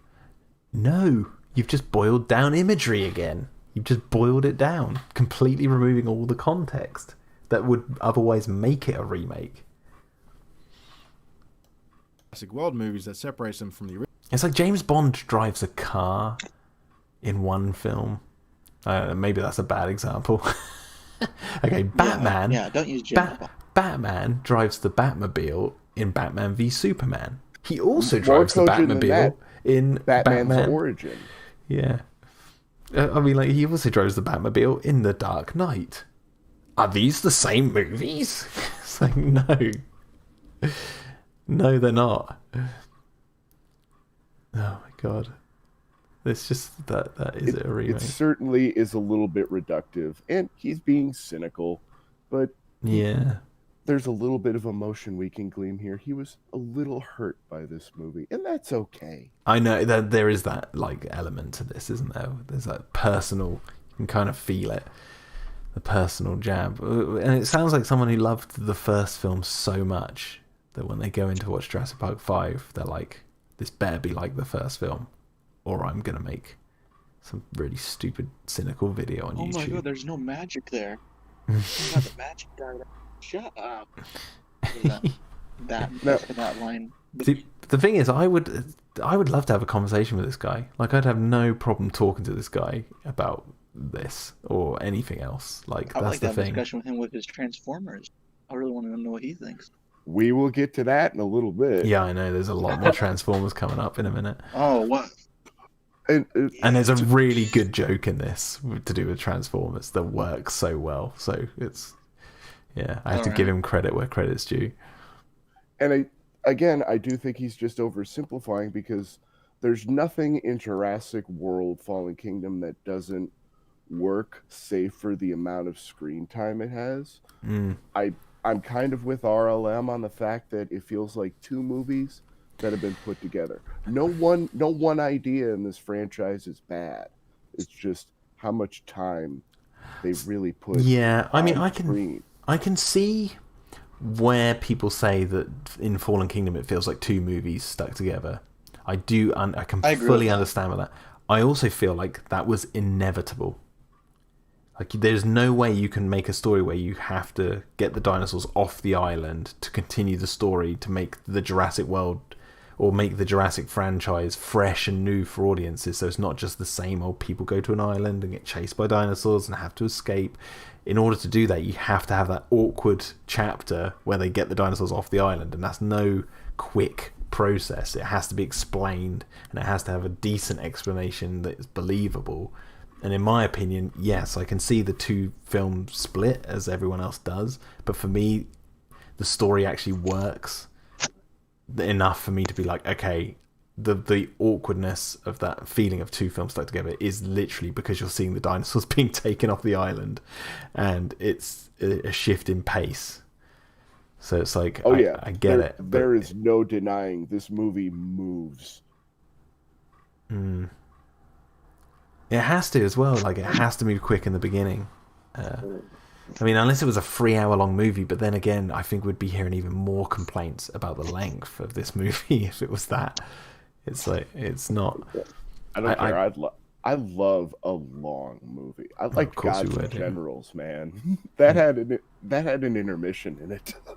Yeah, well, I've been watching. I watched Cleopatra and Lawrence of Arabia recently, and they're both 4 hours long and have intervals. But yeah, my point is that, like, general audiences and stuff, it'd be like, why is this movie so long? Why are we spending 3 hours getting the dinosaurs off the island? Couldn't you make this movie quicker? Get a little bit of Lord of the Rings syndrome going. You can go too far with it.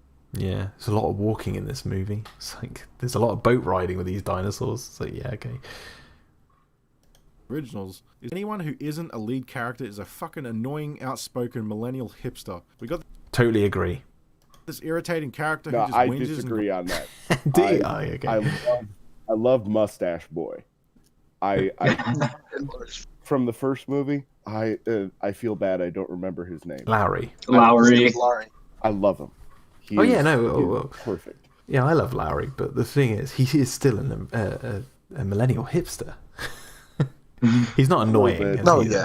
Yeah, he's us. I'm a millennial, as much as I hate to say it, because I don't like labels too much. But, like, you know, he's got the Jurassic Park t-shirt on.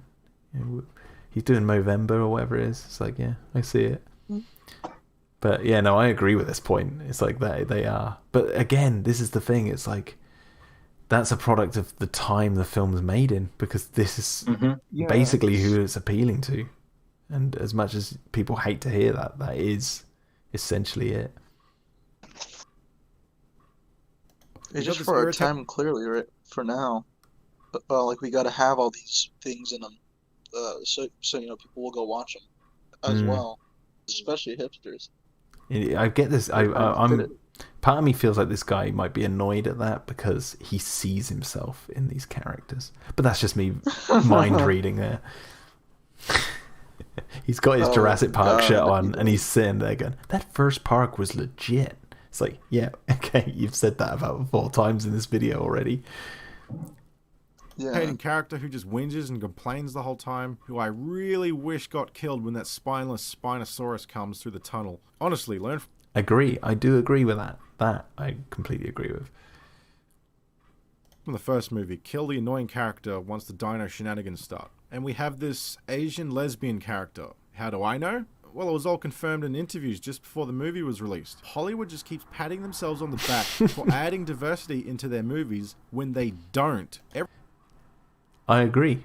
Every time a movie announces that they have a gay, bisexual, pansexual character in their films, it's usually when they say it's confirmed in a deleted scene. It's like, look, just say that they're gay in the movie. No one will hate the movie just because there's a gay character in it. Dumbledore is gay. Valkyrie is bi. Lando is pan. Korg is also gay, but not in the movie. Shame, because we had to delete that scene. Ah, well. But now the real reason is China doesn't quite fancy the gays. And if you have any of that in your movie, they won't play your film, and you'll miss out on all that sweet, sweet China money. God damn. True. All of this is true, and this is the most important point. As much as I hate to say it, that is the most important point he makes in this video about Hollywood. It's just a simple, horrible I agree on that. fact. I don't agree with anything else, though. Yeah, exactly. I do not want to say anything bad about the government of China. I see nothing wrong with their influence on the global stage. This is being recorded, right? Yeah, China's cool. Yeah, don't take us down, Yeah. China. China's grand. I'm sorry, yeah. I love Rose Tico, okay? I love it. China. I don't think China loves Rose Tico. That's part of the problem. They definitely don't like Finn. Moving on. Yeah, millionaires putting money before morals. And so what's the new hook with this movie? Another genetically modified hybrid dinosaur. Now they're just ripping off the first Jurassic World. This one barely... No, it's a follow-through of the first Jurassic World. It's Literally. It's the... I guess you could call it an arc. The end arc of the hybrid storyline that started with Jurassic World ended with, in Jurassic World, with Hoskins saying they wanted to make one smaller, him and Wu, and then we see Wu achieving that, and the fallout is that this thing basically causes I don't know, does the Endoraptor cause the dinosaurs to escape? I'm just trying to talk because Sort of. Because if the Endoraptor... No, because Owen... I'm trying to work this out now. It This doesn't like a think lot. about it. It Yeah. doesn't help. This is like, yeah, There's this is like an Owen, Nick Van Owen in the Lost World situation. Because Well, in the movie, they... go ahead. I was just going to say, because Owen disrupts the auction because he sees the Endoraptor, and he's like, we can't let that thing escape. And because of that, everyone runs out, and Wheatley sees that everyone's running out, so he frees the Endoraptor because he thinks he's tranked it, and he wants to claim a tooth because he thinks it's badass or whatever. I don't know. Is it Owen's fault? Is it their fault for even making it? Stiggy's fault. Yeah, fuck you, Stiggy. Stiggy's fault. He crippled 7 people. Yeah. They did miss the opportunity to put the Stiggy up against the Indoraptor. I They know. didn't have to kill each other, but that would have been a great moment. Mm-hmm. And that would have been a really dynamic fight that we haven't seen before. We got a little bit of it with the Indominus and the Anki. I actually really dug that. Yeah. Anything like that is great. Any herbivore carnivore fights are always welcome. There's not enough of them. up. They already have it in the holding 26 cell, and people it's in more... chat, guys. Was that sorry? So like for our stream, we got 26. Yeah, I know. It was up to 32 a minute ago, which is actually quite good. Oh, really? Yeah. Jurassic This is great.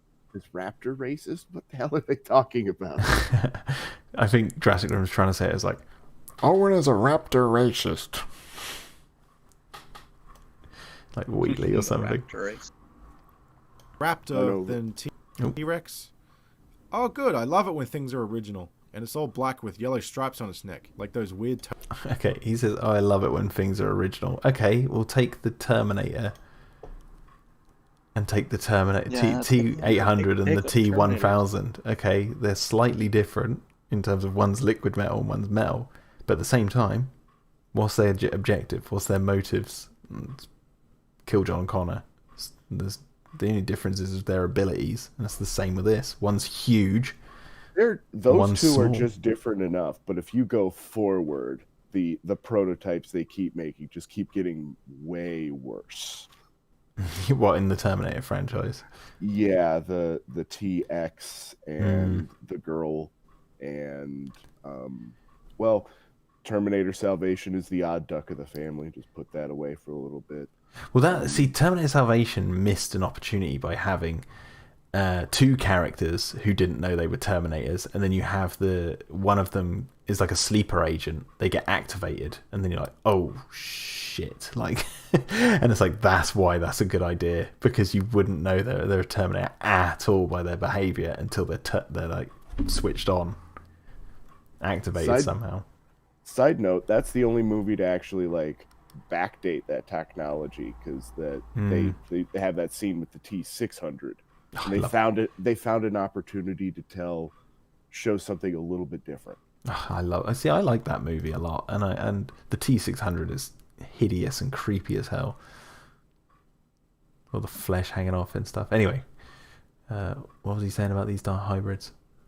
And it's all black with yellow stripes on its neck, like those weird turtles. Or the leech that was stuck on my arm that time I tripped on acid in the forest. What? And it does exactly what you'd expect. Same shit the last one did. Causes... That was his Plinkett moment, I think.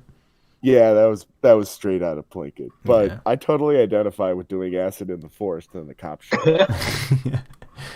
And I'd say, like, I know that was his Plinkett moment, and this is our EFAP moment. So I'm not, blind to what we're doing right now. It happens, You see the style. You just want to see what it's like. Walk in other people's shoes. Isn't that what people say? Walk in my shoes to know how I... Havoc. With its intelligence, this one even plays dead. And, yep. Okay, now to spoilers. The more frustrating part of this movie. A running side story that's just distancing itself more and more from the original Jurassic Park. When genetic tampering was just a clever way of showing an audience realistic dinosaurs, that wasn't as dumb as just going to a magical island that stayed unevolved. Mix and matching dinosaurs. I have to say, the magical island that just stayed alive is a beautiful motif. I like it. It works. It's simple. It's just the unknown. It's like you go there and you're like, oh my god, I don't know all the ins and outs of how these things have stayed alive all these years, but here they are. It doesn't necessarily have to be magic, right? I'm saying it certainly has to be lysine.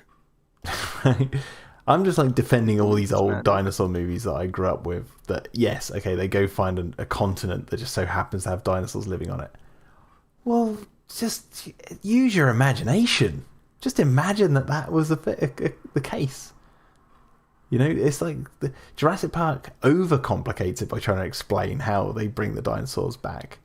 And for me, it seems more unrealistic than if you just go to like the Congo and find some dinosaurs living there. You're like, oh god, how have these survived? I guess because crocodiles and sharks and other things in real life, turtles, have lived for millions of years unchanged.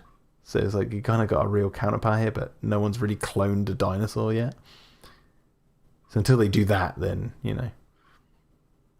I almost feel like the magical, mysterious island is a little bit more believable if I make that case. I'll die on that hill, is what I'm trying to say. You're not wrong.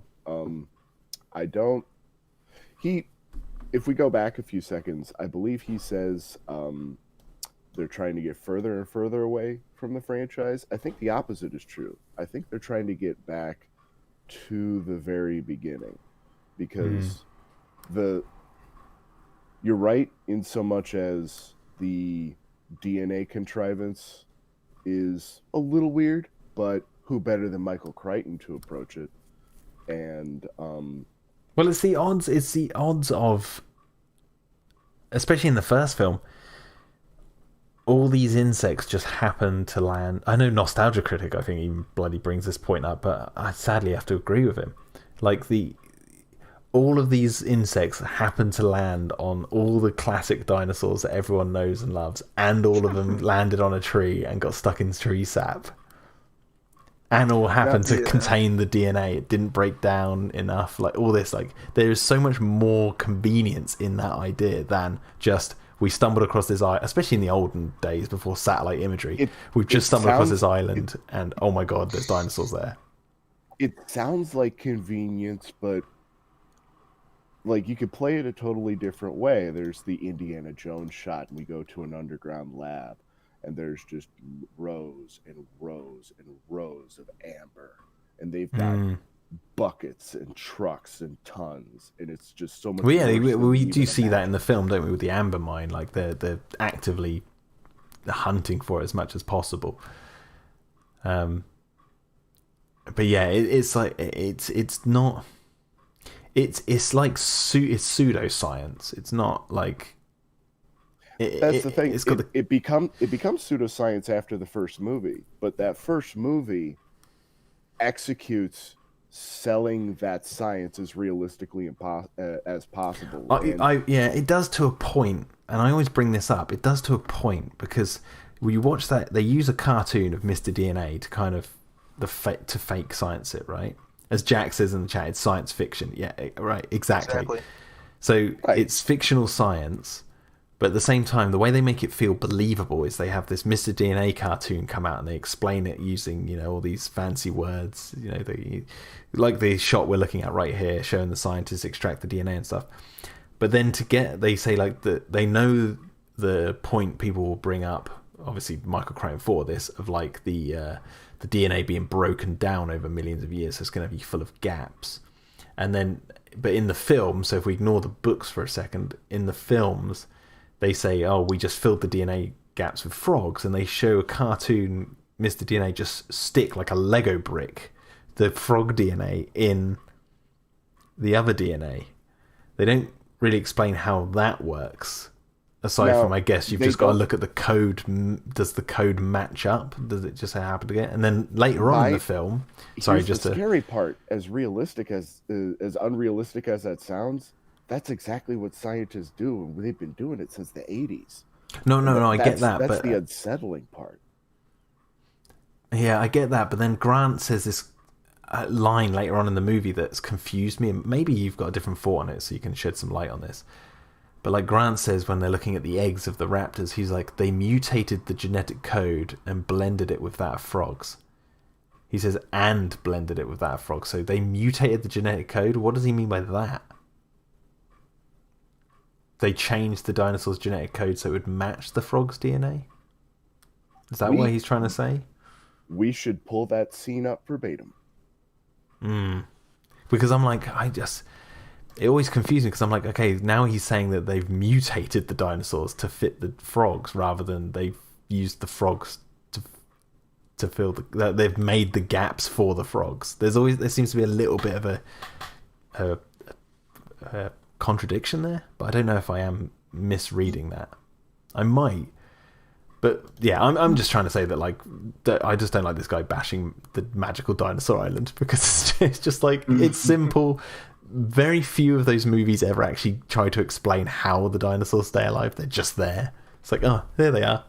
Like King Kong is the example he gives, and that's the perfect one. The magical thing about King Kong more so is the 25-foot gorilla, but at the same time, who knows? That's in 1933. I'm talking like nowadays. It's like, yeah, we know those things don't really exist. Well, still, I don't know. I'm with you 100% that the magical island analogy he makes is reductive. But that's just because the core concept is still just so interesting to me because it's still very realistic and very relevant to what's going on in the world today. Yeah. Did you bring up the Grant scene? Or did you want me to bring up in here? Do it in the secret stream chat. Oh, okay. Okay, cool. Yeah, I don't know if I'm hearing that, but anyone else can talk can look at that and see if I'm talking out my ass or if I've got something to actually say. But when Grant says they mutated the genetic code and then blended it with that of frogs, it's like, what? When was the mutation happening? What did that mean? But maybe I need to rewatch the Mr. DNA sequence.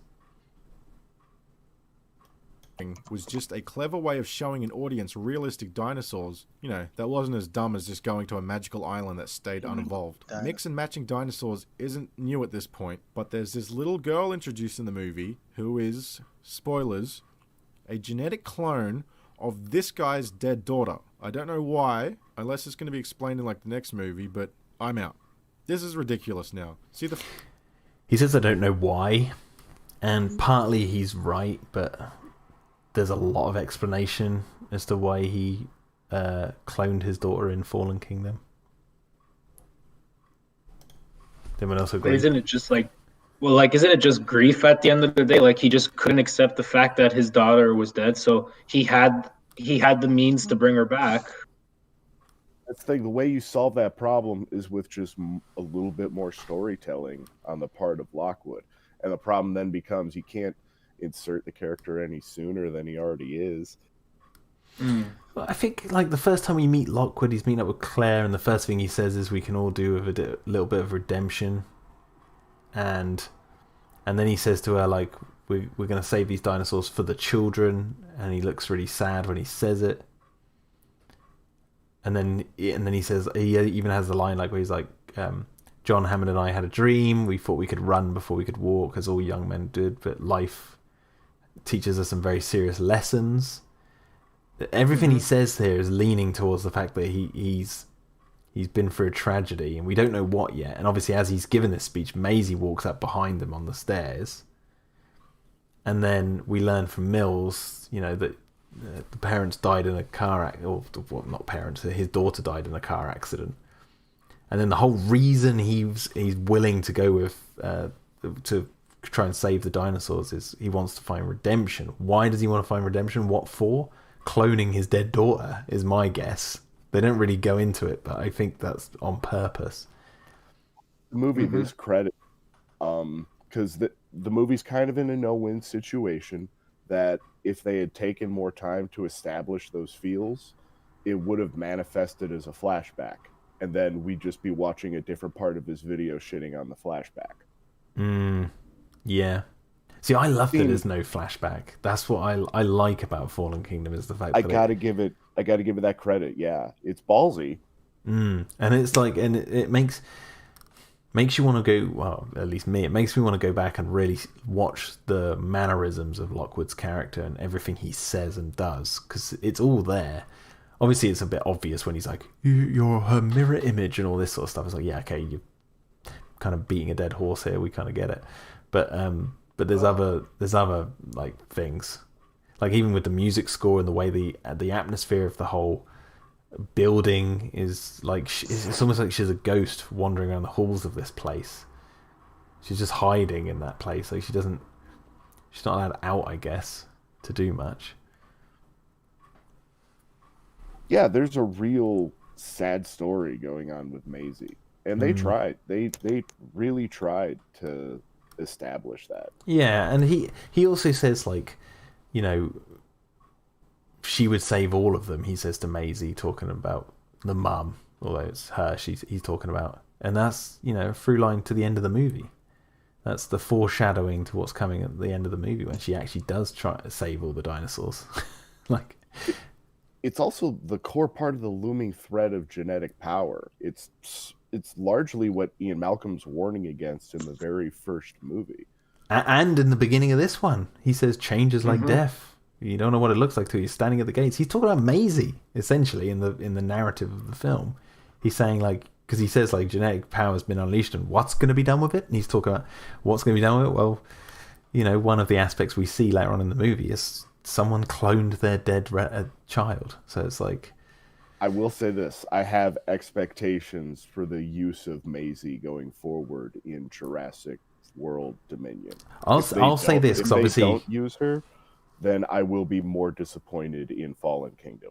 I can't obviously talk about Dominion, but I can say this much. Obviously, Maisie's in the movie. She's a prominent character. And this guy is right that they are leaving a lot of the reaction to Maisie being the clone and the fallout from that for Dominion. Because the end of Fallen Kingdom is that looming shot over her, and it's kind of sinister when Malcolm's I can't remember what his line of dialogue is now. where it's like, oh, we've let it out of the box or whatever he says. I can't remember exactly what it was, but then it goes into the end montage. Like they do build it up to like Maisie is gonna have some. Well, she's gonna have to face the reality of her decision making. Essentially, it's kind of obvious that's what they were leading to. But this guy's right that that bleeds over into the next film, and again, like Claire's arc that I mentioned earlier, it's like, if some people don't like that about these new movies, is like you have to wait for the next chapter to get what you want from it. The Claire novel really is almost necessary reading for this, for understanding Claire's arc. See, I disagree there, because I don't like. Oh, you don't? No, I don't like Evolution of Claire.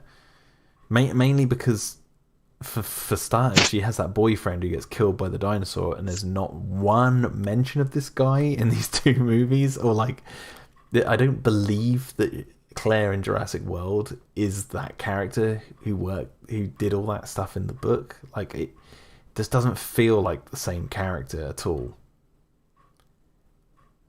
It feels like what they should have done is done like a different character, and then at the end of the book she leaves the island, and then they say we need to get a new replacement, and then she's replaced by Claire, and then we're like, oh god, like she doesn't know whose shoes she's filling or something. But yeah, I don't know. I don't think that works. But how do you think it works? It might open my eyes. How do I see? I'm willing to buy that Claire is the sort of character to stay really, really buttoned up on her personal feelings. That's part of her arc anyway, and her history with the island. Some of it depends on when that book was written. I don't know the time frame of exactly when the author was tasked with flesh this character out. That's basically what Universal probably said to him. Hey, you've got this property, do something with it. So he's got to fill in. He's got to find space to fill in. You know what I mean? Yeah, I think it's Tess Sharp who wrote Evolution of Claire. I'm willing to give her the same sort of latitude I'm willing to give the Alan Dean Foster novelizations of Annie. Oh, I see what you're saying. Yeah. So there's some wiggle room. Yeah, I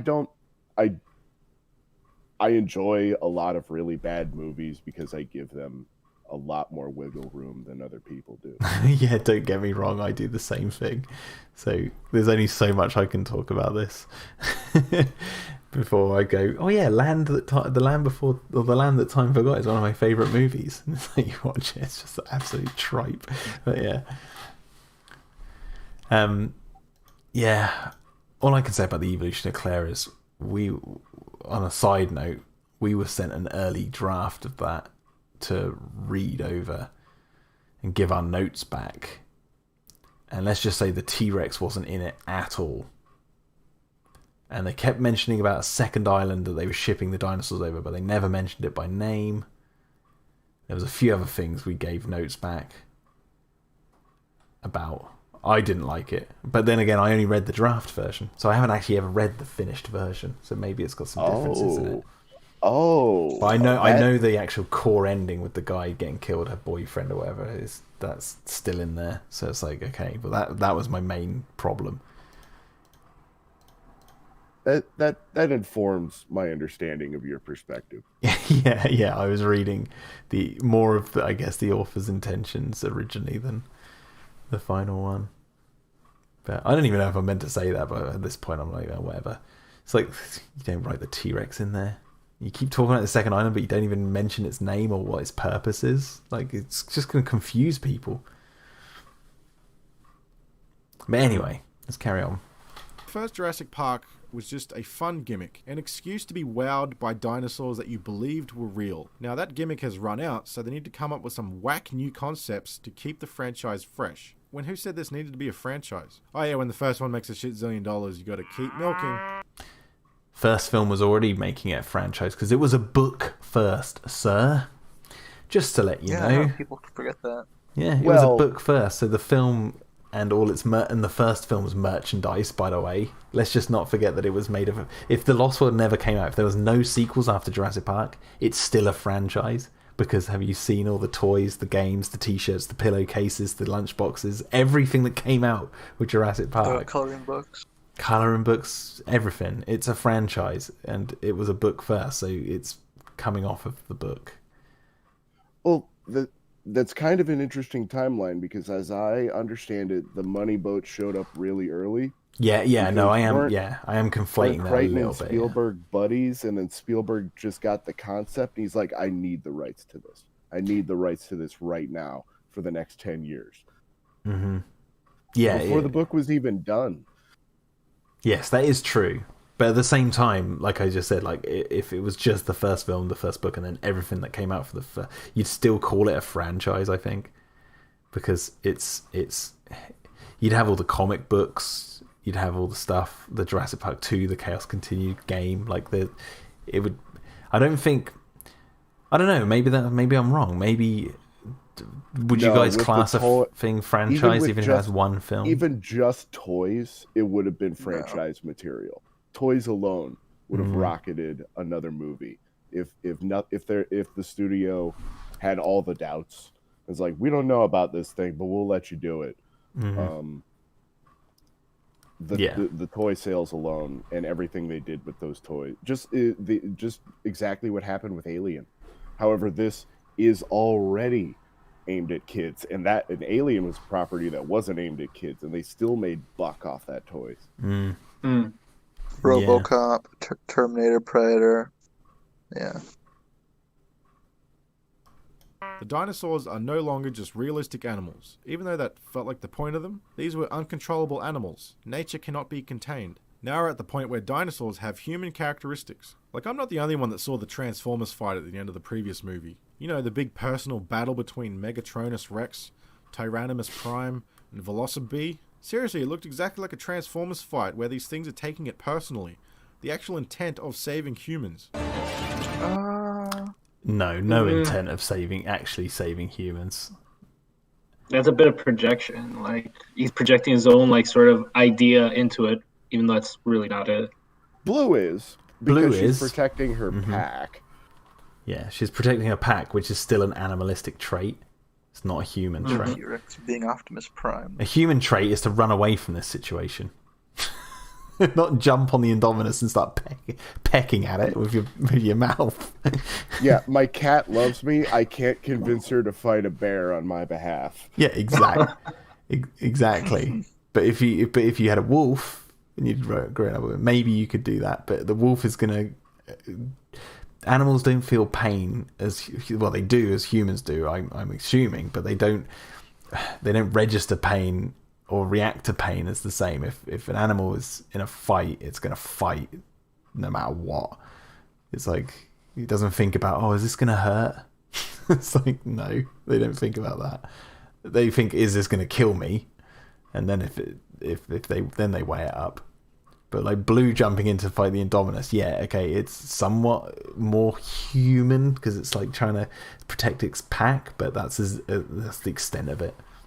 You know, I take that back because I have seen tiny sparrows attack and harass hawks. I saw there's a video I found on Instagram. I sent it to Jack, who's in the chat, my good friend Jack, of a bobcat. The size of, like, it looks like just a domestic house cat attacking a deer. Like, it jumps up to its throat and just starts tearing at his face, and it's like trying to bring this deer down. The size difference is ridiculous. But anyway, the point is, you're right, it's projection. So, but I just want to rewind this because this is the best joke in this video. Saving humans.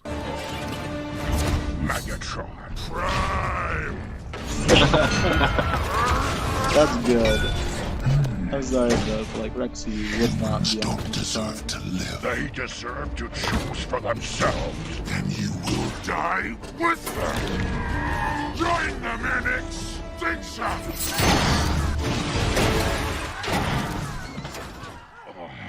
The T-Rex and Raptor. That was good. The growth. That was great. That is good. I wonder how much of that falls on like the visual effects artist or the director of photography, because that audio fits really, really well. Well, he's edited the points of the battle to match what the visuals are showing, right? But here's the thing, right? There's two things I want to say about this. Okay, all right, that's a funny joke. That he's done that really well. Okay, and I can see the point he's making through his visual representation. However, there is a huge difference between the fight at the end of Jurassic World and the fights in Transformers. Yeah. Scope. The Jurassic World fight, as much as it visually harkens to what he's talking about there, it lasts 2 minutes 30 seconds approximately. The fights in Transformers, how long do you think they last? Oh, they're about 25, 30 minutes. Yeah, exactly. They're the entire movie. That's the whole premise. There's a war. They're not cut from the same cloth at all. The scale, if you were to like look at the fight of Jurassic World from the air, it would be two dinosaurs fighting down Main Street for a minute, and then that's it. It's over. Done. That was your big climax. If you look at the scale of the fights in any of the Transformers films from the air, well, they're fighting in the air with you, they're going through the buildings, they're shooting things, they're blowing up skyscrapers, they're hanging off skyscrapers, there's giant worm things coming through the skyscrapers, they're going up into space. It's like... Meg Fox is there, she's running slow motion. Exactly. I don't think the color palette helps with the action. One thing, that if you go back and look at the first three movies, is that all of the big dinosaur action sequences are pretty well lit. And that, I don't know, it's just a note. Yeah, I mean, I guess the one thing that doesn't help, if I just go back here, is the sparks. But that makes sense here because they're hitting like a lamp, I believe. Right, they hit the spark there, right? Those sparks are all over the Transformers films, so that doesn't help. Michael Bay loves those type of explosions. But yeah, the point is, like, I always hear people, like, I had this conversation earlier, Jack can contend this, with the other chat I was having earlier today. We were talking about this very point about Blue and Transformers, and I was saying how, like, well, the Jurassic World films, the scope is so, I guess, aside from the volcano exploding in Fallen Kingdom, because the climax of Fallen Kingdom, I guess aside from the dinosaurs breaking out everywhere, the main climax of the film is a very claustrophobic one. The big dinosaur battle takes place in a bedroom. That's it. Like, the scale of these things are completely different. Like, take for example the end fight of Man of Steel as a good example of a modern big blockbuster fight. I wouldn't say it's a good example of anything. No, but what I'm saying is the scope and scale of these other movies that Jurassic World is contending with in the pop culture, they've ramped it up to 11. Like, it's ridiculous. Whereas Jurassic World, most of the film doesn't really do that, and it builds up to this fight, and the fight, in the grand scheme of things of blockbusters, is tiny. It's minuscule. But it feels bigger, and it feels more grand, because I would argue that it earned it. Like, the story built up to that point where you're like, okay, now it's earned its place to, like, have this big action sequence, air quotes, big. But, like, compared to Transformers, to the one he's comparing it to, nope. You showed one shot from Transformers to compare it to, and that one shot is like, what? One shot in how many more thousands of shots there are in that movie? Yeah, he's comparing a leprosy patient with someone with a cold. Exactly.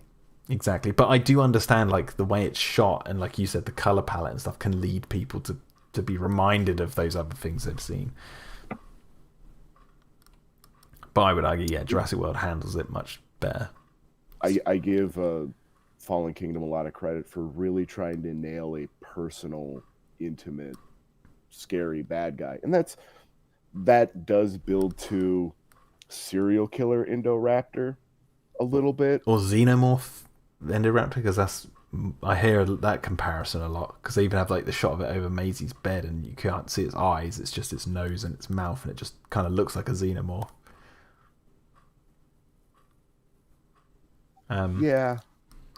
But yeah, like you just said, like it's the claustrophobic nature of, like, they scaled it down for the next film for the climax of the movie. They didn't up the scale. Like the upping of the scale was in the first hour with the volcano.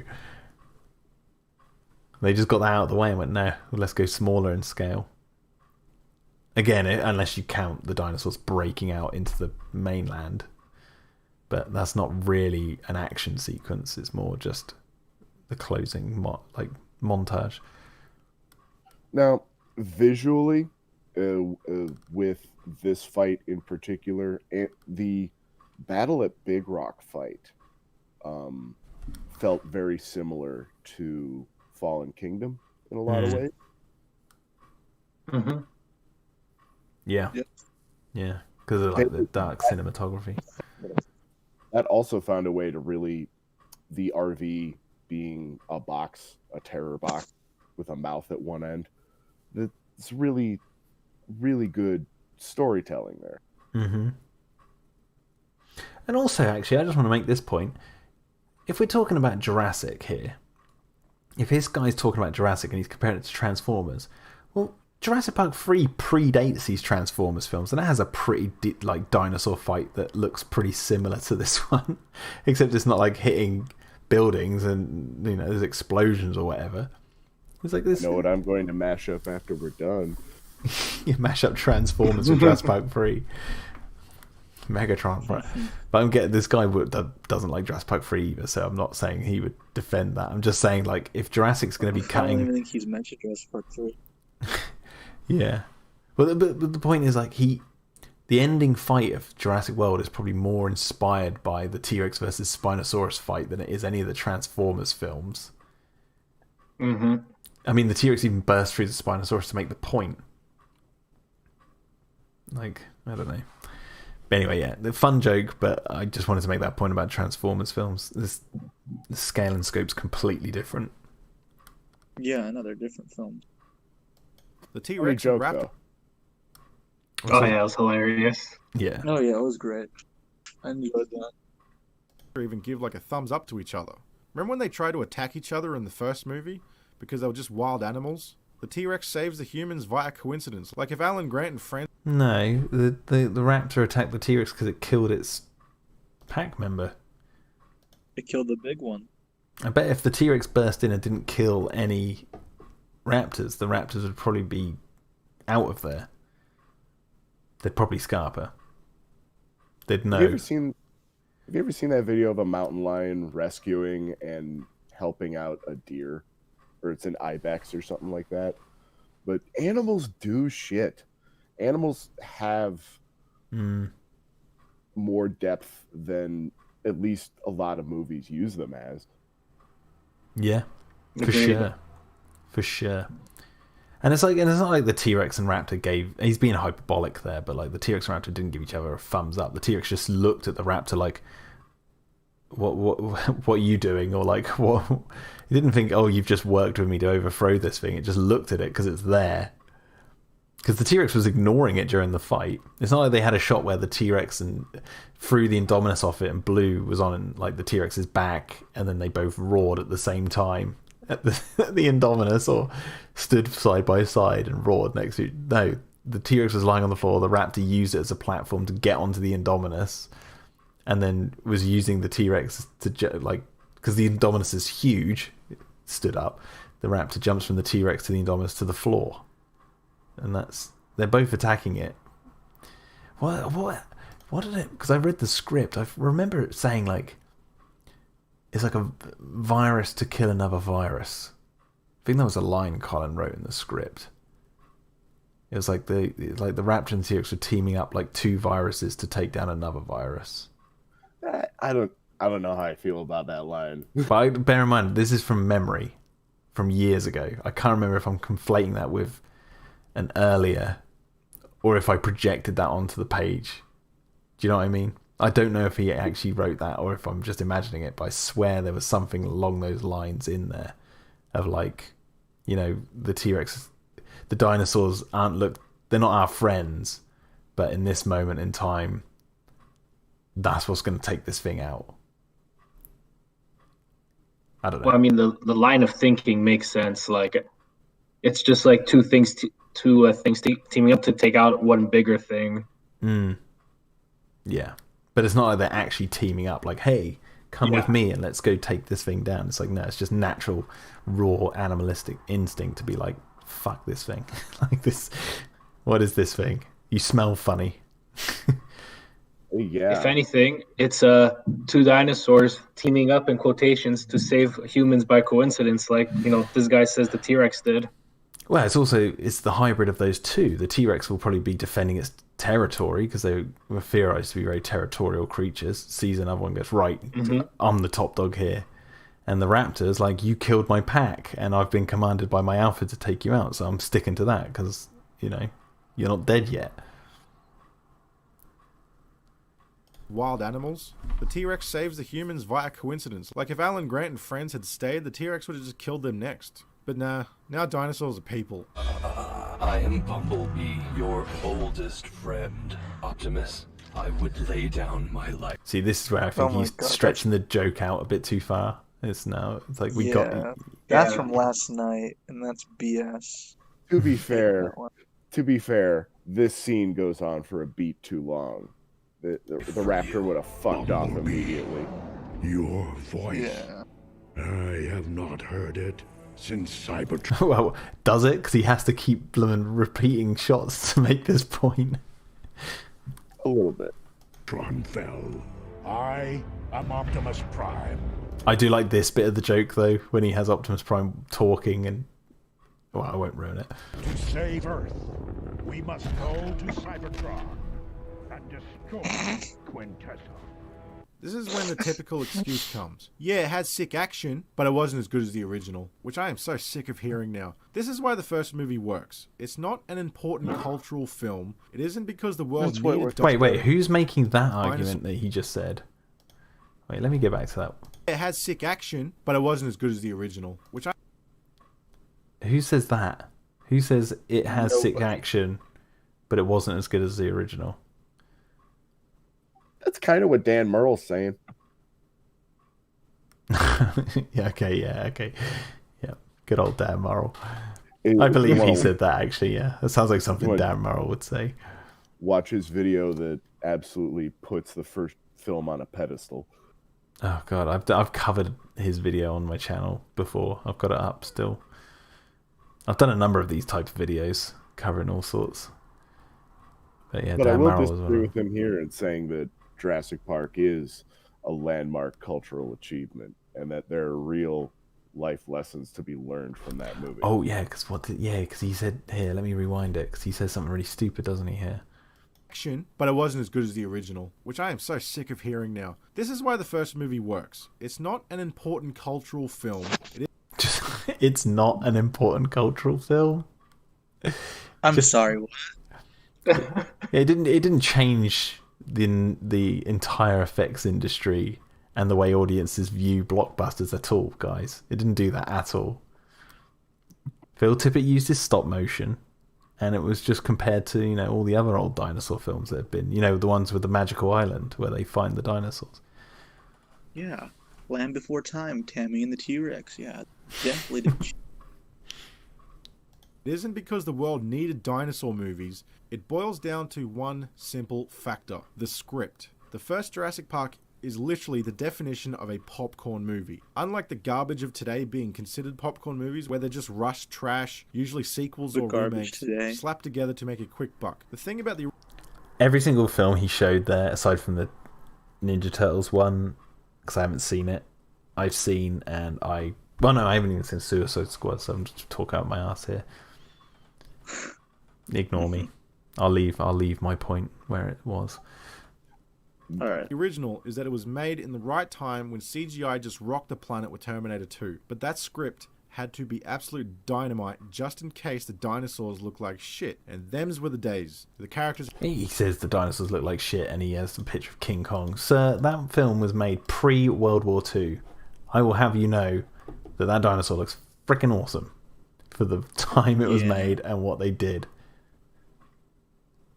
There you go. And this is my own personal feelings on the matter, but part of what helps Jurassic World and Jurassic World Fallen Kingdom is that I do think they are a measure better than their contemporaries.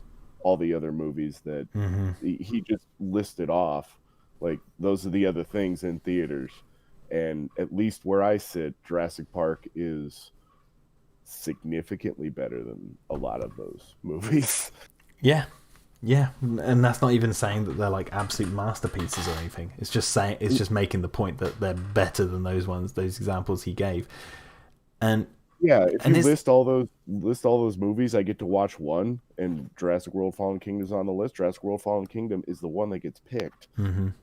And I always find it funny when people bring up things like the script as their example of why it works or why a film didn't work. It's like, I don't think they know how script writing works in the movie industry, because a script, and I think it was Max Landis made a video about this ages ago. No matter what you think about Max Landis, I think he was right on this point. He said, like, scripts are ever evolving things, that the final film is never what is on the written page. You know, it all boils, you know, an actor, you could write a perfect line on the page that reads amazing, but an actor says it and it sounds like crap because of how the actor performed it, or vice versa. You have a bad line and then a character says it on screen, you're like, okay, now that's the iconic line of the movie. And things change from beginning to end. So the script, he says, which I agree with, is never a singular thing. It's ever changing, always evolving. So when you watch the final film, you're not watching the script, you're watching the final film. It's as simple as that. So to say that it had a solid script, it's like, well, it probably did, but it might not have. Have you read the script? Because you might read the script and be like, oh God. You might come to the script where Michael Crichton wrote in that Muldoon was flame-throwing plants off the visitor center pathway, and then as soon as they turn their back, Alan and Ellie turn back and the plants are instantly growing Jumanji style across the pathway again. Have you read that Jurassic Park script? Because it's not that the tribal raptor pit. Yeah, it's like, that's not, I don't think that's a good thing to lean on, really. Like I said earlier on in this stream, good argument. Like, this is what I said earlier on in the stream.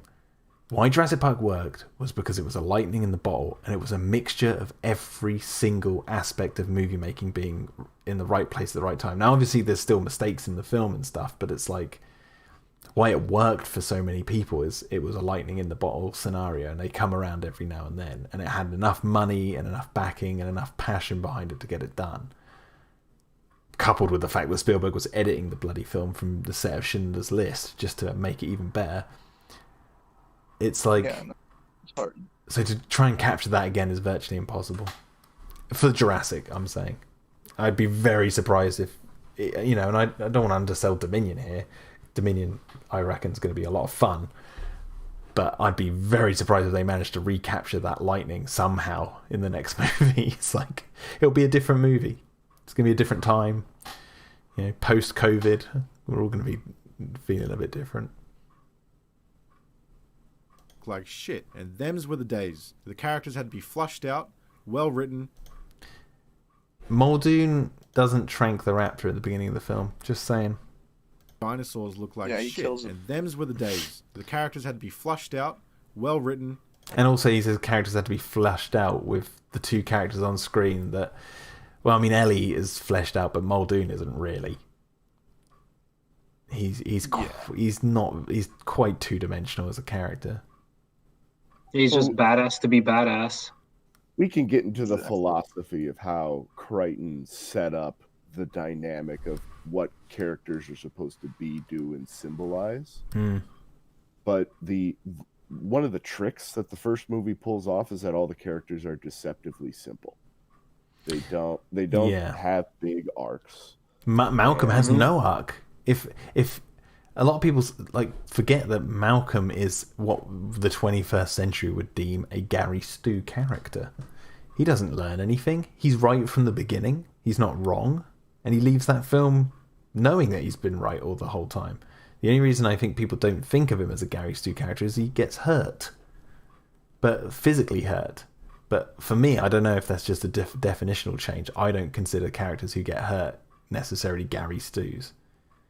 It's like to show they're vulnerable. It's like, okay, well, that's physical pain that can happen to anyone. It's like, but for me, it's like if a character learns something, but Malcolm doesn't. He's like, this is going to fail. This is why, and that's how it plays out. It plays out differently than a Gary Stew, in so much as like Malcolm is supposed to be like the tragic commentator from a Greek tragedy. Yes, a little bit Socrates. Who's Romeo's friend? I believe that's who the term is coined after, because he more or less lays out the entire plot, does nothing wrong, dies in the middle, and predicts the ending. It's very, very similar to what Crichton tried to do with Malcolm. Until Jeff Goldblum was like, no, don't kill my character off. Yeah, I mean, but at the same time, it's like this guy's using an image of Malcolm to say like characters with arcs, and it's like, are you sure?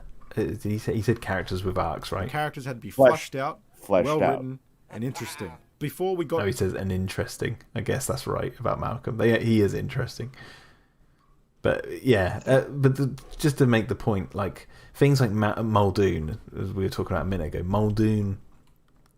The thing I would love to learn more about Muldoon in Jurassic Park is when he says they should all be destroyed, and yet he's working at the park, and then the whole time he's worried about the raptors. The whole time it's like I wish a character had asked him, like, do you really think, like later on in the film, if Ellie had like turned to him when they're in the control room or something, and go, do you really think they should all be destroyed? And then he's like, maybe the lysine contingency could be put into effect. Maybe that'll work. It's like, you know, that would kind of justify it a little bit more. But it's like, I always get the sense that like he's being a bit hypocritical by working there, even though he believes they should all be killed, if that's what he truly believes. But we don't really know. We know he wants them dead once they've escaped, because he's thinking of the contingency plan. But yeah, you could plumb that for some narrative gold, like to make his character a bit more nuanced. But they kind of just leave it as like he makes a kind of quip of like they should all be destroyed, and then never elaborates on it. Maybe he's done the math of, well, even if I walk away and I don't feel comfortable with this job, I still feel like I'm the best person to do this job. It's kind of, it's Hoskins approaching Owen in Jurassic World and going, this is happening with or without you. And then he's like, ah, shit. Like, I'm going to have to do this. If they had stayed true to the original way that Crichton set up the books, the movies would be so much more dry. Because it's hard to make not just one movie with fairly simple characters with no development.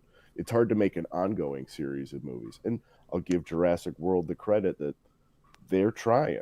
They're absolutely trying to establish people to last for more than one movie from their inception.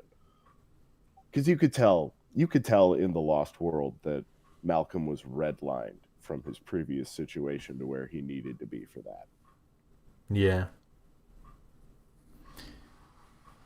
Yeah, exactly. So they can't just repeat the first movie, because there's a lot of things that only work for that movie.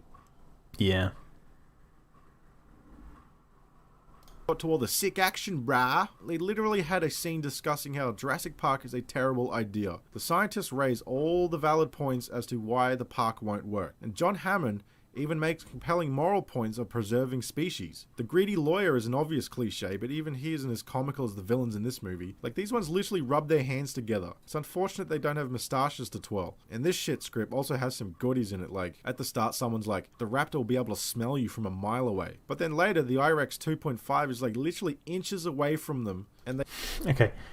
I agree with him about the villains in the film. They are a little bit, maybe a bit too cartoony. There's maybe a little bit more to Mills than he's given him credit for, because he says, like, he justifies to Claire what he's doing with the dinosaurs by bringing them to the mainland as saving them. He's like, I have saved these animals, Claire. It's just but then he goes, I just have the, but basically he says, I have the guts to admit that what I'm doing. Like, you're lying when you said you exploited the Indominus Rex and all this. Like he basically throws it back in Claire's face, but he knows what he's doing can be looked at as wrong, but he's willing to do it because he wants to save the dinosaurs, and he has the motive to make the Endoraptor in secret. He's more self-aware, basically. Yeah, and there's the whole manipulation of Lockwood and all that sort of stuff. So I think there's a little bit more to his character than just twiddly mustache villain, but that is eventually what he just sort of becomes. That's kind of where that cut the fat motif, I think, kind of does a little bit of disservice. Yes. Because a little bit of time to breathe with that character, would definitely have helped him. And I can't disagree with him there about the smell, but at the same time, the kitchen sequence. So well, the smell, he does get something wrong here, though. If we listen to this again, rub their hands together. It's unfortunate they don't have moustaches to twirl. And this shit script also has some goodies in it. Like at the start, someone's like, "The raptor will be able to smell you from a mile away." But the raptor will be able to smell you from a while away. Talking about Blue, that's an entirely different scene. And then, so if he was being, I mean, I guess again he made this video really soon after seeing the film, but there is a line of dialogue about the Endoraptor having a heightened sense of smell. But guess what? Wheatley, the Eversole, the auctioneer, is talking about the final product, not the prototype, which this one is. So you can kind of, there's some wiggle room there to think this isn't the finished version. There's some glitches in the programming with this thing, if you want to really justify it. But you are right about the kitchen scene as well. The raptors do sniff right next to Tim and Lex and don't do a damn thing. But then later, the IREX 2.5 is like literally inches away from them, and they are on the other side of a bit of furniture, but it can't smell them, and they get away. And then they're like, "Turn the lights off." Oh, I was going to make a point there. It does smell them. That's why it won't leave. Like it's hanging around that skull. Climbs on top to try and get a better view, and is like looking around, and then realizes, "Hang on, you're right under my nose," when the radio goes off. But it won't leave because it is smelling them. It's not like it can't smell them. It's there because it can. If it was a little bit tighter, it might make more sense. I mean, visually speaking. I mean, isn't there a scene where they circle around the thing and the raptor's like following them, like, and it hisses as it turns the corner? And like even in Jurassic Park, maybe I take that point back. In Jurassic Park, the whole point is they're sniffing the kids out. Should we rewatch the two sequences back to back? Yeah, I feel like that this is not true. I feel like maybe I've just talked myself around to actually remembering what happened in the movies. They the do other smell. side benefit is there's a lot more smells going on in the kitchen, so you could find a setting reason to really work. If it were in the lab, I'd even be just a little bit happier because there's just more distraction going. It's the ending of Terminator 1, like turn on the machines. Yeah. It's off and it won't be able to see us. And I'm pretty sure predators have an advantage in the dark. Like just ask. Oh, there was definitely a mistake there. Did you guys catch that? Can't smell them and they get away. And then they're like, "Turn the lights off and it won't be able to see us." Away. And I'm pretty. No, that bit. Then they're like, "Turn the lights off." It's like, no, the lights get turned off by accident by Zia and Franklin in the control room. He might have been saying the directors are like, okay. Oh, no, wait. No, they do, don't they? They turn the switch. Wait, I'm wrong. They turn the switches to turn the lights out. Yeah. And then it's the opposite way. It's the opposite way around. Okay, yeah. Okay. He's right about that. But at the same time, would you rather be out in the light getting away from this thing, or would you rather turn the lights out to hide better? I don't know. Maybe I'm talking out my butt. Bit of furniture, but it can't.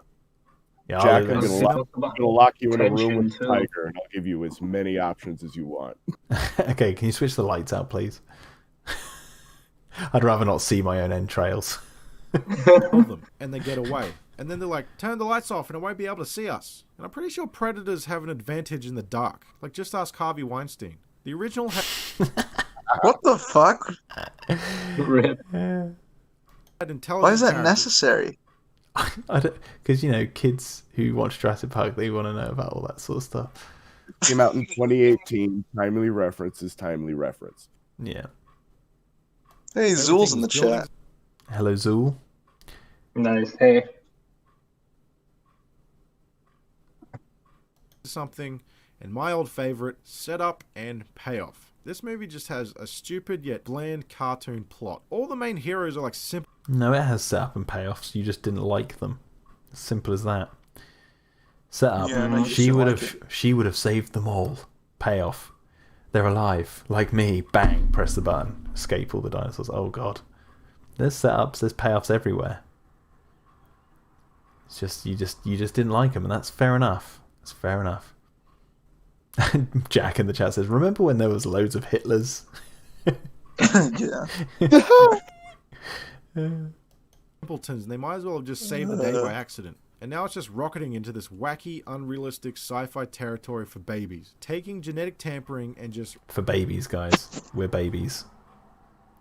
Human cloning isn't just the most logical extent of the core premise. That's like something I've been saying since Fallen Kingdom came out. I was like, guys, it was an eventual step they were going to at least gloss over in this franchise at some point. What, you remember where they were going to... Can stay in the box. Yeah, well, you just remember where they were going to take humans in the franchise originally. Oh, hell no. To give you some context where they are originally going to do that. See, I like the way Colin approached it. He was like, look, okay, we're not going to do human dinosaur hybrids because that idea is going to kill the franchise. But what we can do is separate those two things. Do hybrids and human cloning separately. Yeah, it works. Yeah, it does work. It works a lot better than the other one. Mm-hmm. Yeah. And also, like, the and the implications of Maisie are so freaking creepy if you just scratch beneath the surface. Like, I was talking to Sick Triceratops the other day, and I was saying that, like, imagine if terrorists cloned a world leader and held themselves at gunpoint over the camera, and then made some political demands. And, like, what do you do in that scenario? Do you let them shoot your cloned child version? You know what they're like. You were a child once. And they're blubbering on screen. Like, what the fuck? Like, what would you do? And then you're like, what if you killed yourself? Or you went, yep, okay, just kill my clone. Everyone would be like, but that's a child. Oh, I'm getting some feedback from someone. It's not you. It's a different person. If he's anything like me, he saw Speed at age 7. So, take out the hostage. Yeah. By the way, I'm getting some feedback from, I think, from Big Shark's end. What? I think we're being picked up by your mic somehow. Oh, really? Yeah, I can hear myself back. That's weird. Hold on. Can you guys hear yourself back through Big Shark? Yeah, I'm gonna mute you for a second. Okay. All right. He should be able to unmute himself. If not, just ping me and I'll do it. Do you want to test Big Shark? Can you unmute yourself? Alrighty, I mute myself. Can y'all hear me? Yeah. Alrighty. Cool. Cheers, man. Yeah. Running with it. Like, shit. Instead of hijacking the Jurassic Park franchise with all of your modern-day Hollywood crap, just make a new movie series with dinosaurs and you can do whatever you want. Like Dinosaur Scissors. Make that into a movie. Go for it. We met some new friends from out of town. Maybe we should show him Dino-Defenders. Oh, yeah. Well, when it's finished. Let's get him hyped for that. When it's finished. Because I think he'd just watch it now and be like, this is just Jurassic World. Like, you haven't got the context. He doesn't care about context. He doesn't care about anything. He cares about his Michael Bay and Hitler jokes. Hey, don't we all care about our Michael Bay and Hitler jokes here? CorderyFX cares about movies. It's more so in the Terminator franchise. I know there's a lot of love and a lot of love lost for those movies. I mean, it is is unique comparing this, which I think comparatively, I think he put like 70% effort in on this because I don't like this movie, but you compare it to some of the other reviews he's done, and he is a lot more incisive and in-depth and creative with where he takes his commentary. Yeah. I'm just going to nip to the loo real quick. I'll be back. 1 second. All right. Everybody, please be sure to hit that like button, hit the subscribe button, ring that bell, and stay alert for the next stream of Dino-Defenders art, which is going to be on Friday, I believe. Yep.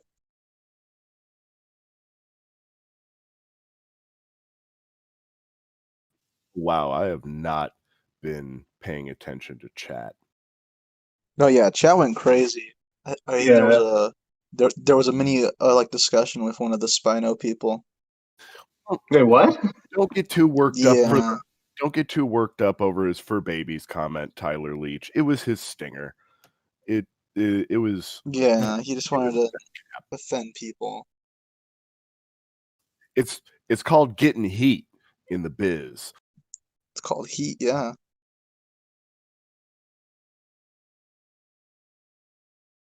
Take over the channel, boys. No, I think Jack's channel's fine with him being Jack. No, yeah, I'll take over the channel. Production over to MS Paint. This is gonna drop in quality big time. He's our Lord and Savior. Jack is for a Dino stream. Dinosaur does kick ass. See, like your MS Paint thing, it's like you're just doing a Bob Ross thing where it's like, all right, today this is 7th week in a row, we're gonna draw a tiny Strophius. All right, we're gonna get those tiny little eyes. 2021 is the year of the Tanistrophius. Yeah, it is. You got the hidden one. You got my little logo there, which I mixed with Dieter. It's perfect. Nice.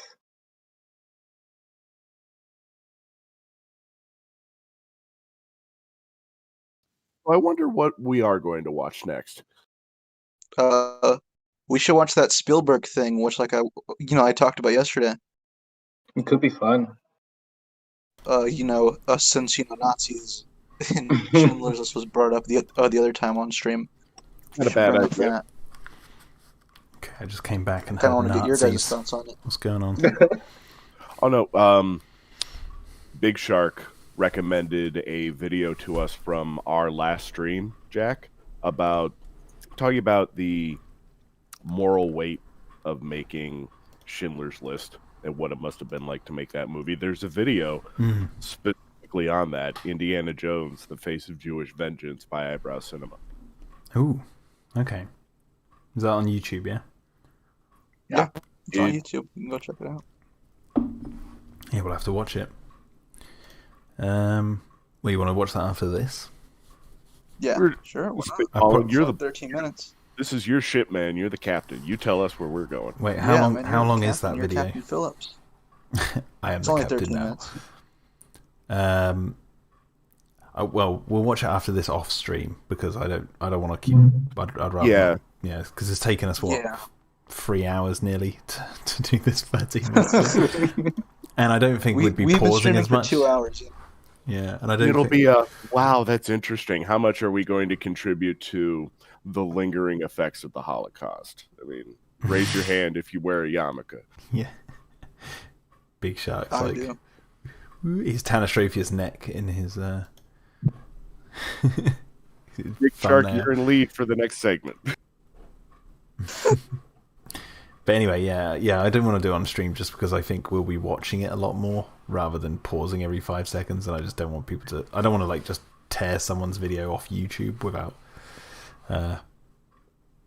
Which means I should probably put this in the description of this video. Oh, definitely. Just to be curious. I forgot to do it when I was editing the video, but I'll do it at the end. But anyway, let's carry on. We're right near the end, so. Yeah, come on, the final chapter.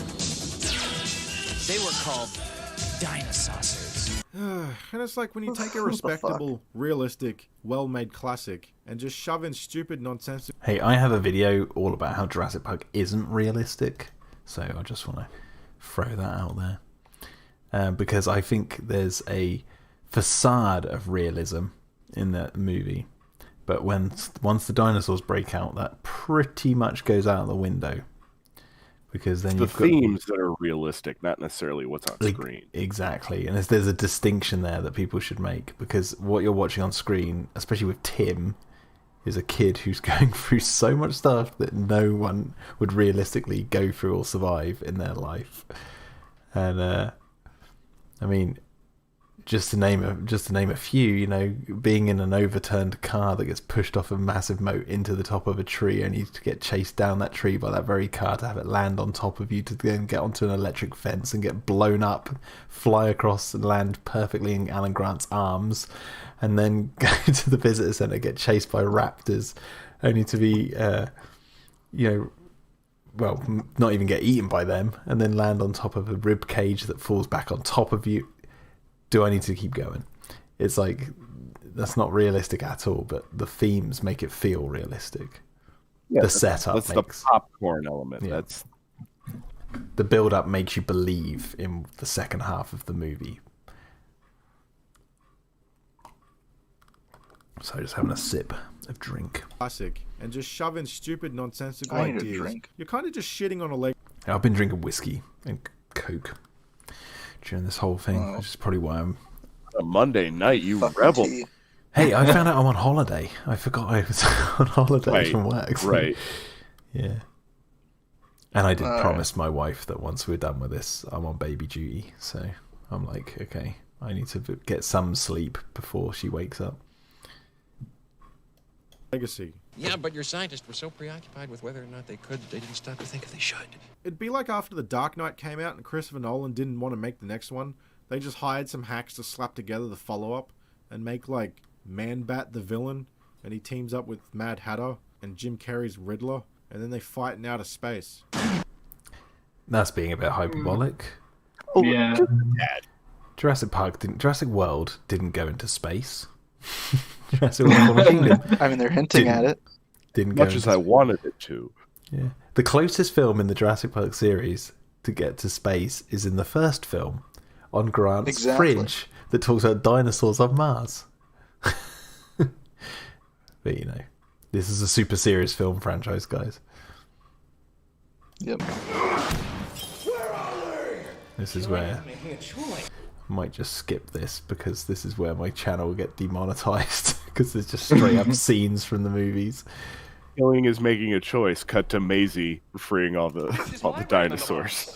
Yeah. Does anybody else feel like a fried egg? Yeah, that's basically these new Jurassic World movies. So I give this movie $2 out of the $6.50 I spent on it, just because the Indo-Raptor had some fun moments. That's about it. If you really want to check it out, just wait for Netflix. Or I'd rewatch the original. Still holds up, and will forever. CGI might constantly be changing, but well-written scripts are forever. No, well-written scripts change. So yeah, everything changes. And the CGI in the first film stays the same. So his point about CGI changing, I mean, I know he means different movies, but the CGI stays the same in Jurassic Park. And I just watched it in 4K, and a lot of it doesn't hold up in 4K compared to how it looks on Blu-ray and DVD.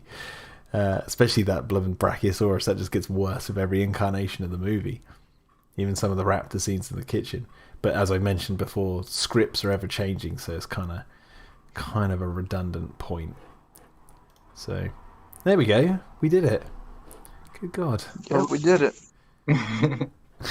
I give his review a 6 out of 10 because it made me. Yeah. I give his review. I'll give it a $2 out of $6.50 for what I paid. No, I'll give it a 30 pence out of £1.45, because that's how much Big Shark has tipped me for during this stream. There you go. Yep. There you have it. There we have it. Anything else you want to say, guys? Anything else you want to discuss? Any thoughts on this? It's just so weird how like a lot of people put the first movie on such a crazy high pedestal, and even just like it's not necessary. They make it seem like each sort of sequel that came out, like starting from The Lost World to now, is like such an like I don't even know how to describe like a crime essentially. Like it is just the worst possible thing until the next Jurassic Park sequel comes out. Yeah, and it's like I know, like if you find a movie bad, that's one thing to just think that's a bad movie, but here's some qualities that it did, or here's some ideas that it did that were good, or here's what they should lean into when they go forward, because hey, this sequel now exists. Or if it's, in my case personally with Alien Resurrection, if it's the end of the line, you can cut it off at Alien 3 and not worry about the future. But it's like, to just disregard it entirely, and as you said perfectly, act and talk about it like it's a crime. It's like, that is weird. Because note that right here he's got a fixing the franchise tag for Bumblebee, but that's one thing this particular video was lacking. He didn't propose any major fixes. He proposed broad fixes for like approach, but in terms of like rebuilding the structure of the movies, I think if you sit them down and you put them to it, like, you still wind up in a very similar place as Jurassic World. Yeah, and I mean, and that's also down to the factors, the outside factors that were placed on Jurassic World that got it to where it was. You mean, and like I said, my favourite word, context. 14 years had passed since Jurassic Park 3. Why? Because they couldn't think of a blooming story to tell that wouldn't just be the same old riffraff. And obviously this guy would probably argue that that's what we got. But the I other don't think that's exactly right. I think there's a little bit of everyone wants a hard R Jurassic Park. And that's a long way off, if it ever happens. Yeah, I don't. Because I know I'm making Dino-Defenders, but I don't exactly want that for the Jurassic film franchise.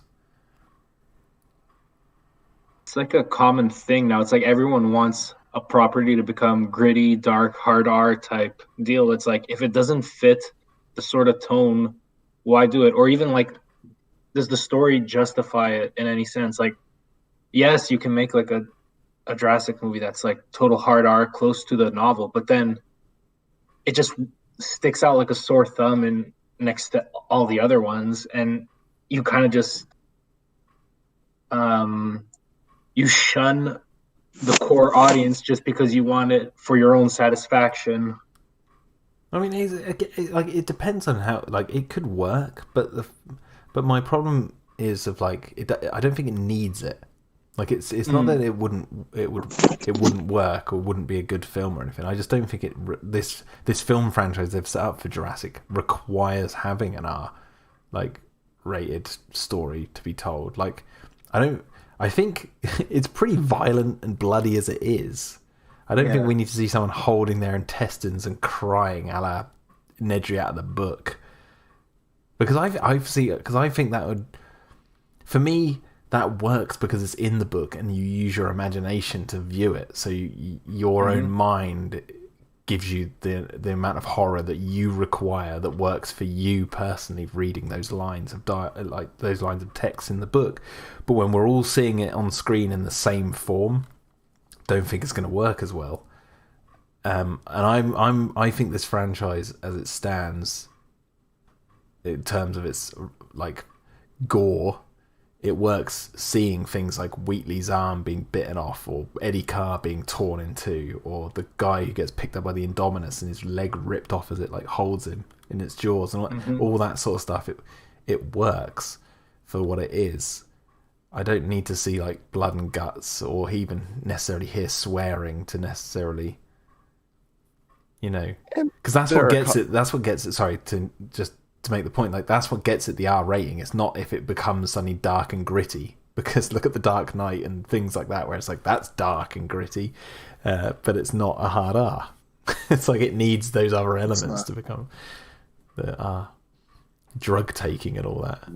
One of the difficulties Dominion's probably going to have is that until now, the movies have very much avoided dinosaur versus gun violence, which is, I think, partly one of the missing ingredients that a lot of fans kind of want to see the math on. But the danger there is that the moment you establish an amount of firepower to kill a raptor, you've made Aliens, you know? Well, I would argue they did that with Jurassic World.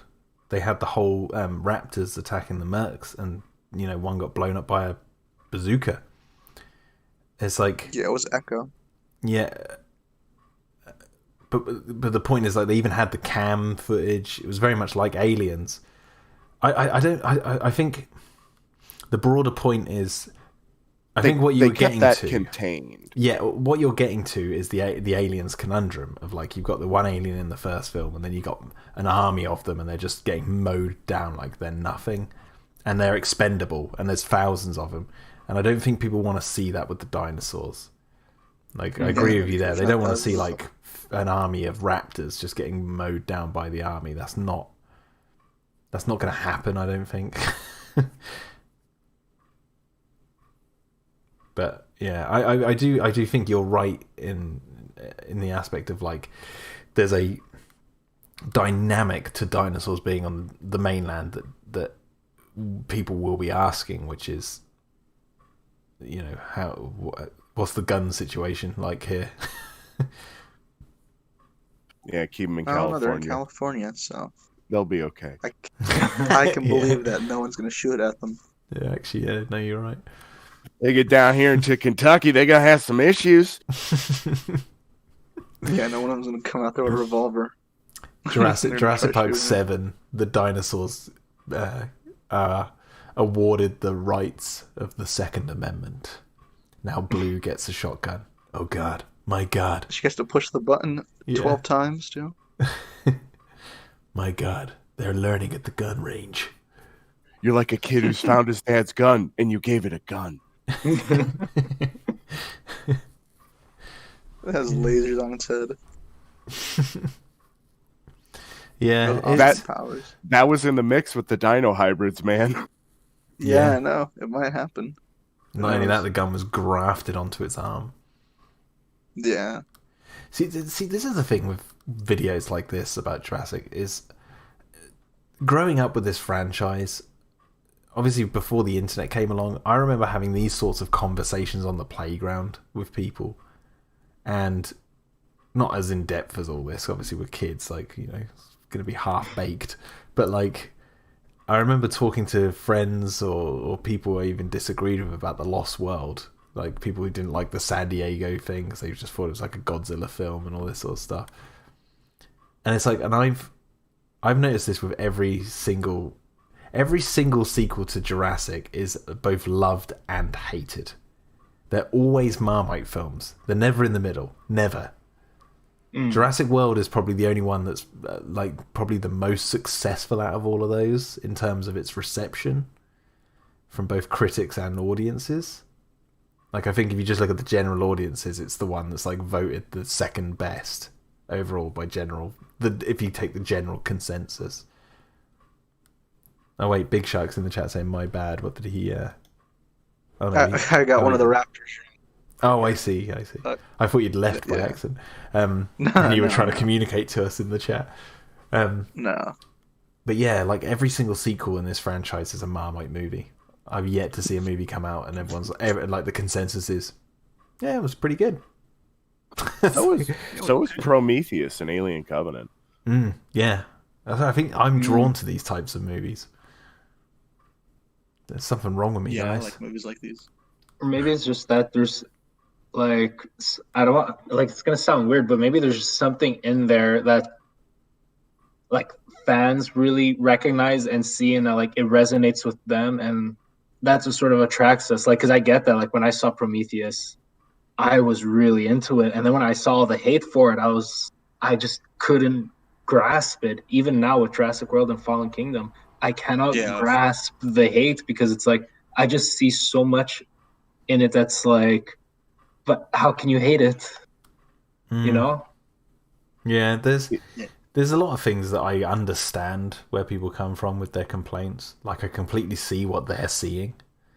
But then there's other moments where I'm like, nah, I'm totally not seeing what you're seeing. Like we're having a completely different experience here. And it's there is an arms race on edgy opinions as well. And I'm not saying that's what CorderyFX is doing here. He's got his own thing going on, but I can't just be like, yeah, I kind of liked it. That's how I feel about Prometheus. So 7 out of 10. It wasn't my favorite of the franchise, but none of the flaws were as bad as everyone else say that they are, at least from where I'm at. Yeah, I mean, oh God, there's one of the things I want to do in the future is I've got like a load of videos in my head I want to do. I want to tackle a lot of these movies, but in a more in-depth way than I think other people tend to do it, but also address the issues directly, like actually address the problems. And one of them, like in Prometheus, for example, like the whole, why did the guy get lost, even though he's the map guy? I always hear that all the time, and no one ever brings up what actually happens in the movie.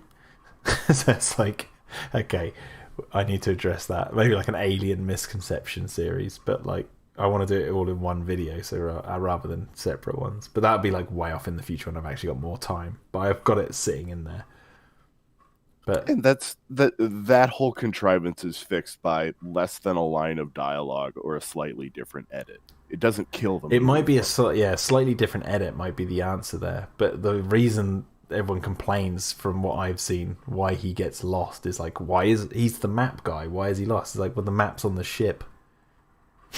He's not got it with him, and his mistake is he's cocky and thinks he can just walk back the way he came. And by the time he realizes and he makes the call to check the map, the storm has hit.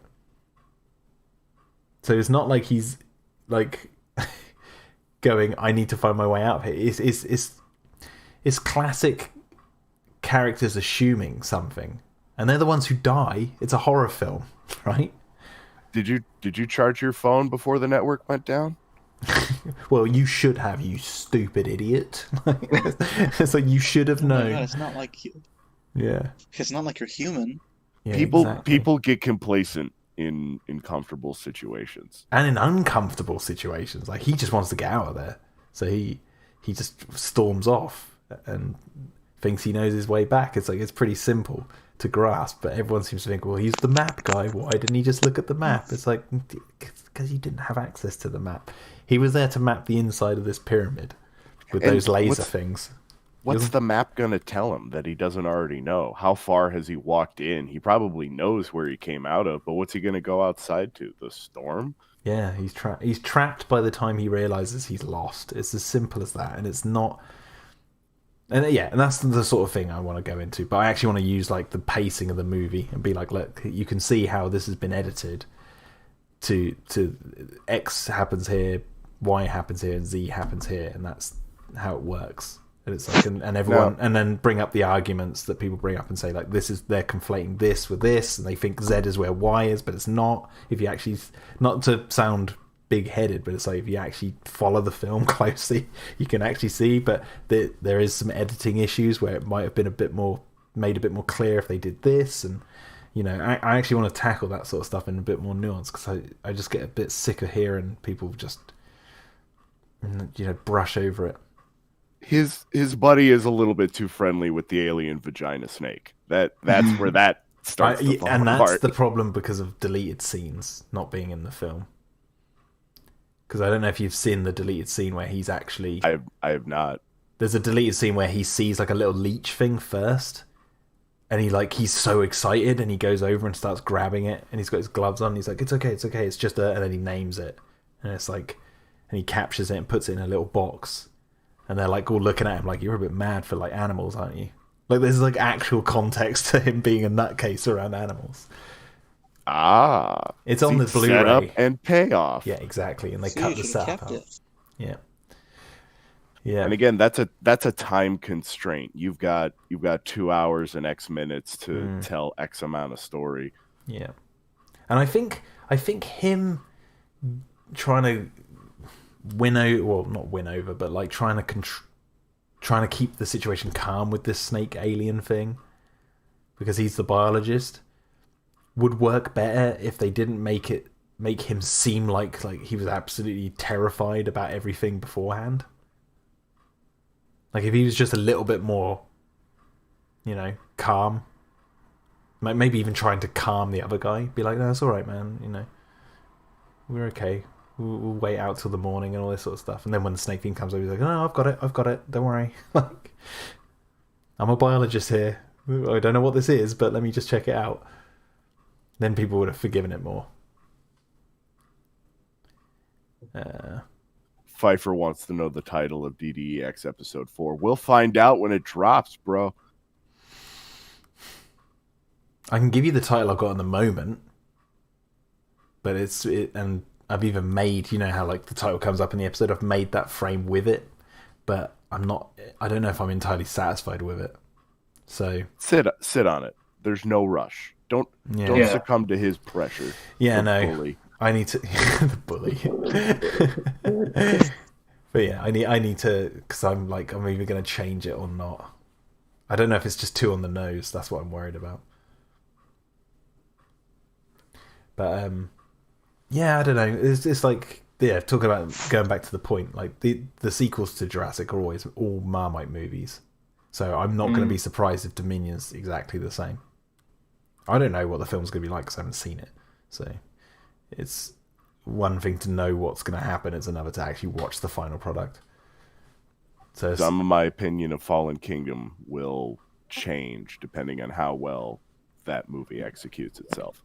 Well, that's the thing. It's like Jurassic World got changed for me when I saw Fallen Kingdom because I had context for like Owen and Blue. And I was like, that scene belonged in the first movie, not Fallen Kingdom. This is what I gave this a term, one that I coined a while back. I'm just trying to remember it now. It's something like retro. I don't even know if this works. Retroactive. It wasn't context. Retroactive. Well, I guess it would be context. It's like a lot of movies, modern movies now, especially if they're planned as like, okay, we're gonna do a trilogy. This is like what the Star Wars, that fictional franchise that doesn't exist, what it tried to do with its new films. You mean Spaceballs? Spaceballs, yeah. With the Spaceballs sequel trilogy, what they tried to do is like, you've got this. Prometheus did it as well with Covenant. It's like, we're going to do this movie, but you're not going to find out X until the next movie, and that movie is going to leave an open question lingering from the first one that won't be answered till the third one. So you need to watch these films to get the entire story, and that can really bug people, and I can fully understand it. So when you watch Jurassic World, you see the raptors, they're being trained by Owen. There's no real like deep context as to how it worked. There's a few lines of dialogue, I mean, especially like when Hoskins comes up and goes, when we first meet Hoskins, he's like, Owen, okay, I thought you were, I can't remember what he says now, I thought you were doing whatever, and then he's like, but now you've got them eaten out of your palm, and then Owen says, you came on a good day, doesn't always end with a happy ending. It's like, okay, so there's some exposition there to say that they've been doing this for a while, and it's not always worked, and this is a good day, like, but there's no real context as to their real relationship as to how it built and stuff. And then Fallen Kingdom comes along and gives you that context, and you're like, okay. And then, as you said, why wasn't that in the first film? And it's like, it's because they're doing that new thing. I lay that solely on the shoulders of Mr. J.J. Abrams. That's the mystery box approach, and it can work for some movies, but it's a trope now, and I don't care for it more often than I do. Mm-hmm. Yeah, and like all the big franchises do it, except for I would argue maybe except for the Monsterverse jumps to mind. I don't think that does it. No, those you could view Kong Godzilla King of the Monsters and Godzilla 2014 as just independent pillar films. They don't require each other. They all stand on their own. Mm-hmm. Yeah. I appreciate that, though.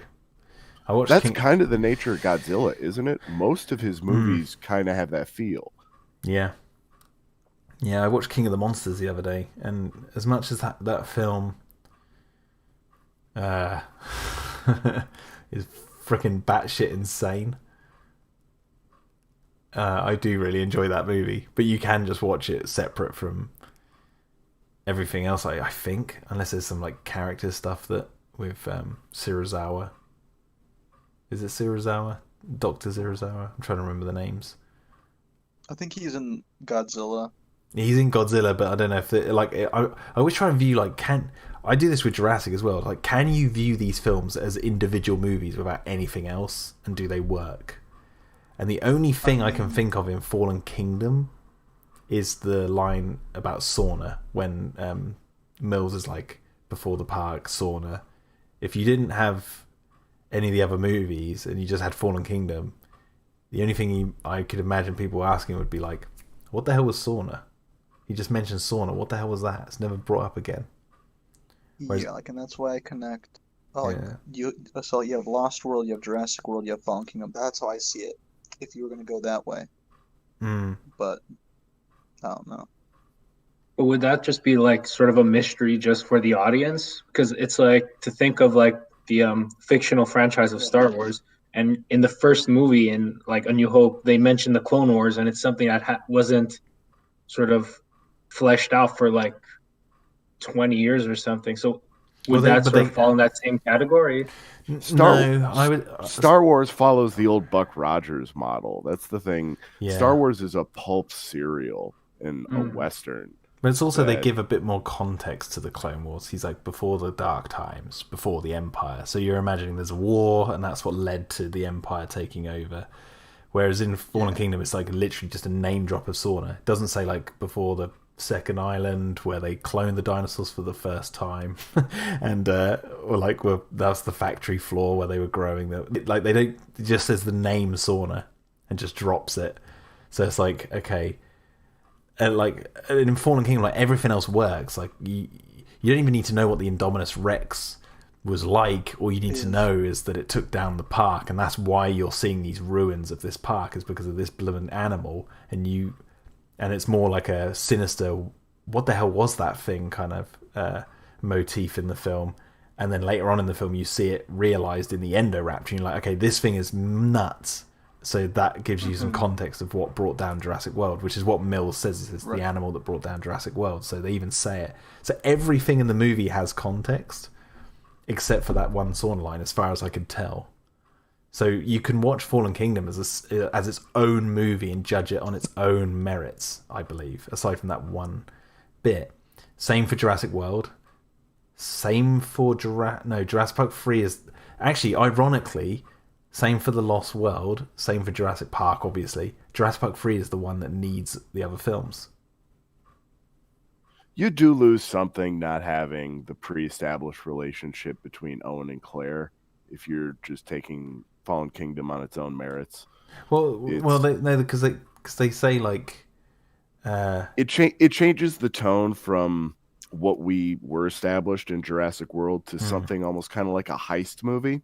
Like, we know there's history. It's a mysterious background. We know they work to the park together because then there's that bit in the truck where they're like, bad memories. And then Owen's like, no, some were good. And she gives him a look. It's like they dot it throughout the film. So I think there is enough there to like know that they had history. I'm not saying like it's great context or anything. I'm just saying like that you could watch it on its own if you imagined no other movies existing. That's fine, and I get what Owen's character. That's one of the good scenes. That's one of the really good scenes. Is that when it flies in the face of the caricatures that they often kind of follow, and it's easy to characterize Owen because he's more everyman than Alan Grant is, and that almost cuts his heels off. You know? Yeah, but like Jurassic Park 3. is the only one where you need more of the movies, because like when Grant is doing the whole speech with the school, he's like, you know, does anyone have any questions about Jurassic Park? And then everyone puts their hands up. Now that's not the bit that gets it. It's the next one. He's like, oh, the incident in San Diego, which I did not witness. You'd be like, what the hell was that? Like, you've just mentioned the incident in San Diego. You didn't mention what it was specifically. If they'd mentioned what it was, then yeah, it would still kind of work, because you'd get the context of how everyone else knows about the dinosaurs. And I don't have the movie fresh on my memory, but Alan Grant soliloquizes about Hammond and stuff as well, doesn't he? Yeah, he says, because now what John Hammond and InGen did at Jurassic Park is create genetically engineered theme park monsters. Nothing more, nothing less. And then they even say that that will happen on a different island. And all this, like, it's all the context is there. It's just when he starts mentioning San Diego, it's like, okay, this is Now let's give CorderyFX and this whole concept the benefit of the doubt. Let's say a movie does do that, and that's its cold open. Like, how would it be received? And I don't feel like it would be received all that well. What do you mean? What's its cold open? Let's say Jurassic Park 3 was its own movie, its own franchise even, and started off on that foot. Like, there's this pre-established mystery. And I think people would be just as harsh on it because it's a different version of the J.J. Abrams mystery box. That's just one. Yeah. Depending on how you look at it. I'm not a fan of that. Yeah. It's the worst. It's the one that doesn't really work as well on its own merits. So it contains more of those mystery boxes than any of the others if you would just pull it out of this reality and put it in a reality where it's the only one that exists. Battle at Big Rock could stand on its own, Titan of Serpents asks. I don't know, because the end montage of all the dinosaurs across the land. I mean, you'd be like, how are dinosaurs back? There's no mention of the cloning. Like, because for like Jurassic Park, you got to think Jurassic Park 3. He talks about what InGen did at Jurassic Park, blah blah blah. But later on in the film, they go to where the dinosaurs were cloned. So like you see, and he's like, "Is this how you make dinosaurs?" No, this is how you play God. It's like they've given some more mystery, but you're actually seeing it. Whereas Battle of Big Rock, you'd be like, well, how the hell did these dinosaurs come about? I don't know. 95% of that, save for the ending shot, I think, is good enough storytelling to stand on its own merit. Oh no, yeah. I mean, you're completely right. If it was on its own, you'd be like, okay, I want to know more. But at the same time, it works on its own. Yeah, no, I get what you're saying. It's just one of the questions would be, why are there dinosaurs running around all over the place? Which would be a pretty big one, in my opinion. There's always a monster in the woods, man. I wouldn't ask that question. There's always a monster in the woods. That's a good title for a chapter, a certain something. No, I'm kidding. Pin it, you know. Yeah, it's yours. I like that. What was I going to say? Yeah, just to get back to this whole like thing, the Lost World one. If we're just going to cover the bases here, the Lost, because I mean, the Jurassic World speaks for itself. Like, you don't need any context for that. Like, it works on its own. You don't need anything. They talk about the old park. We go there. Like, it's all. They don't even mention Site B anywhere. It's all there.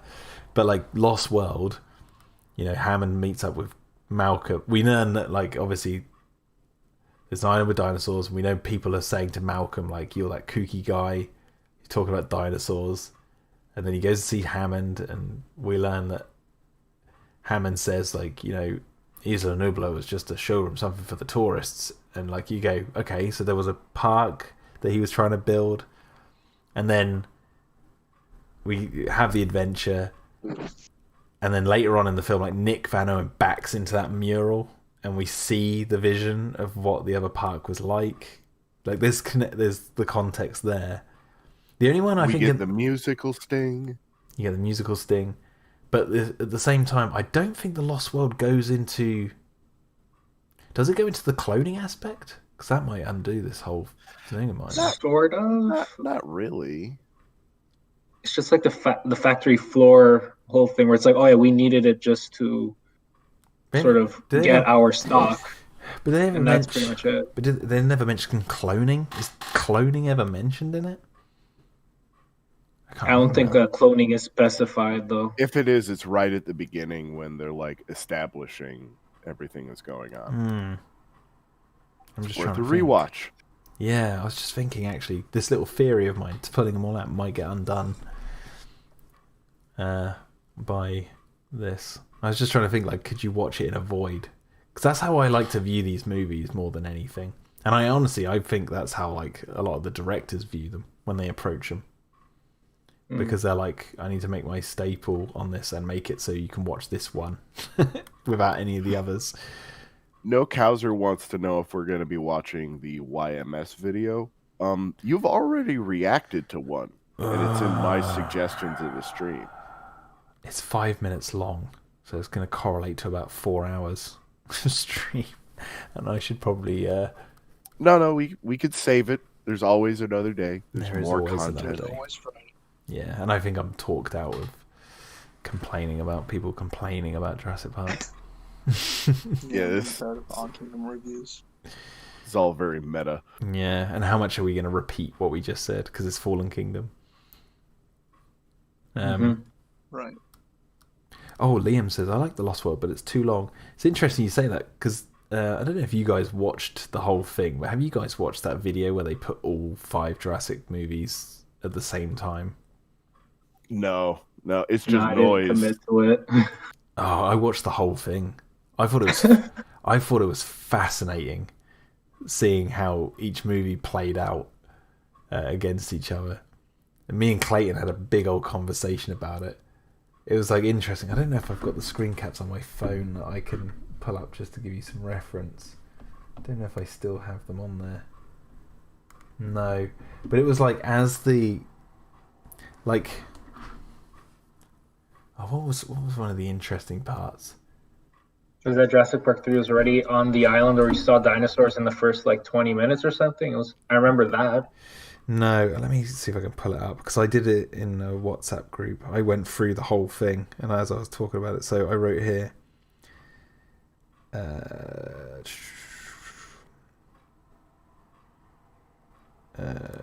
So all are in sync here.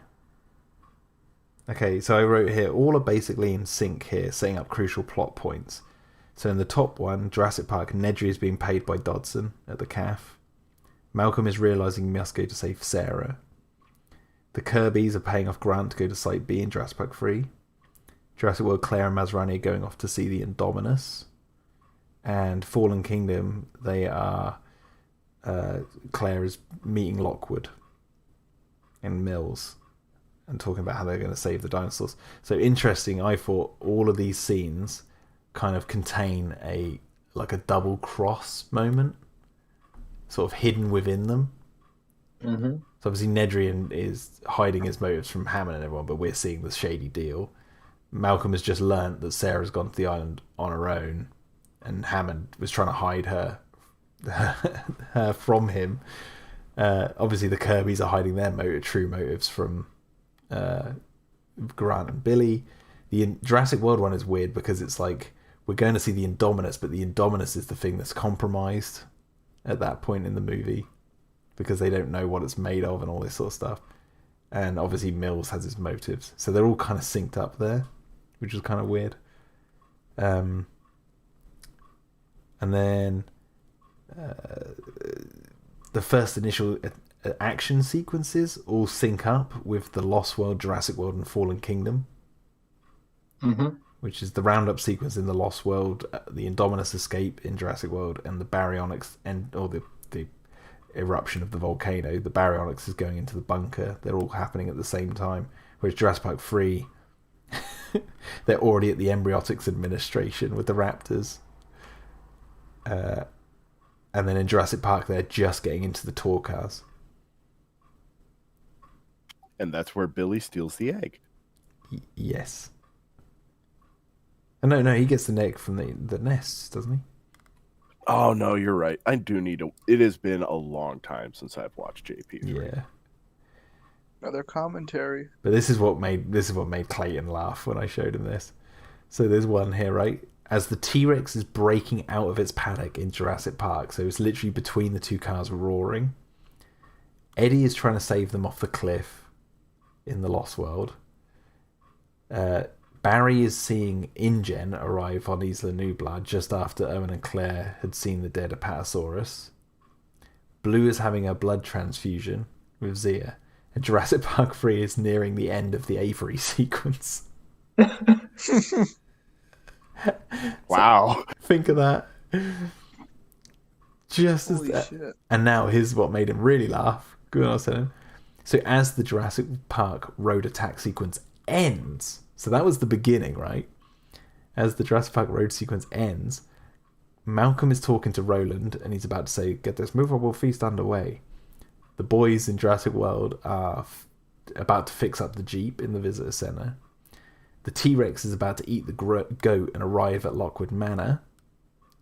And Jurassic Park 3, they're seeing the Brachiosaurus on the riverbanks and we're about to get into the big climax with the Spinosaurus.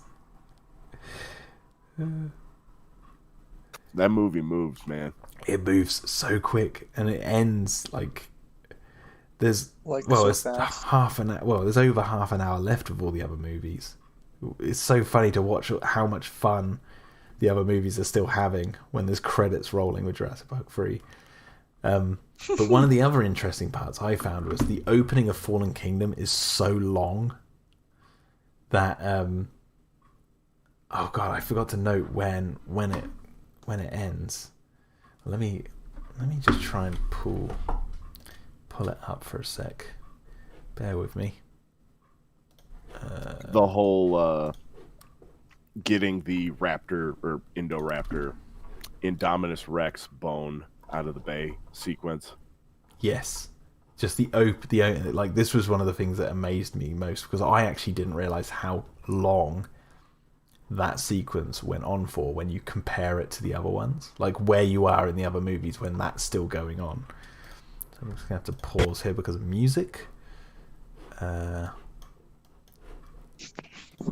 not going to play this really. I'll put it in the watch together, but I'm not actually going to play it because obviously copyright.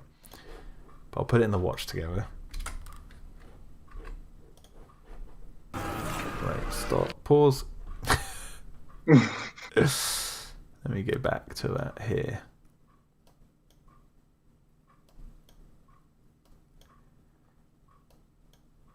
Where's the moment?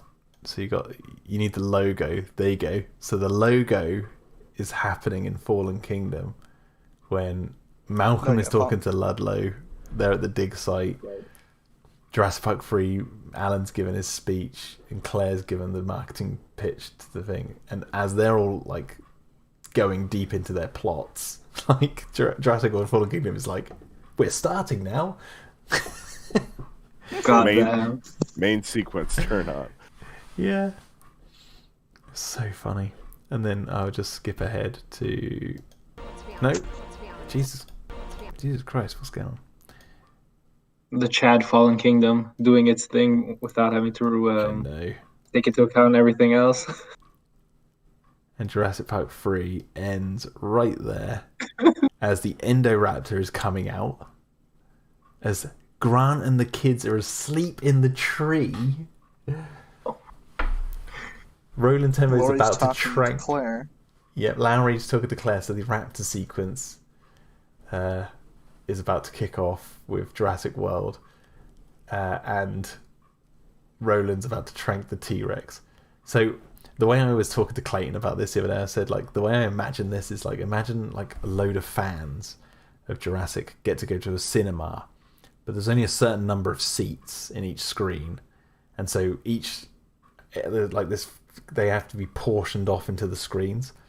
The poor suckers who go into the one for Jurassic Park 3 come out of the cinema and have to wait in the waiting room, and all they can hear beyond the doors of all the other 4 screens are like, and they're like, yeah, and they're like, sounds like they're having so much fun. Like, it's just like they have to wait so long for the other ones to come out. Who needs a third act? We got shit to do.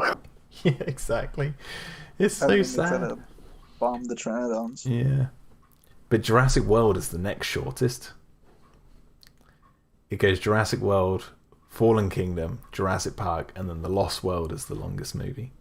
According to this video. I don't know if each individual film's slowed down or what the frame rates are of those, but they seem pretty in sync.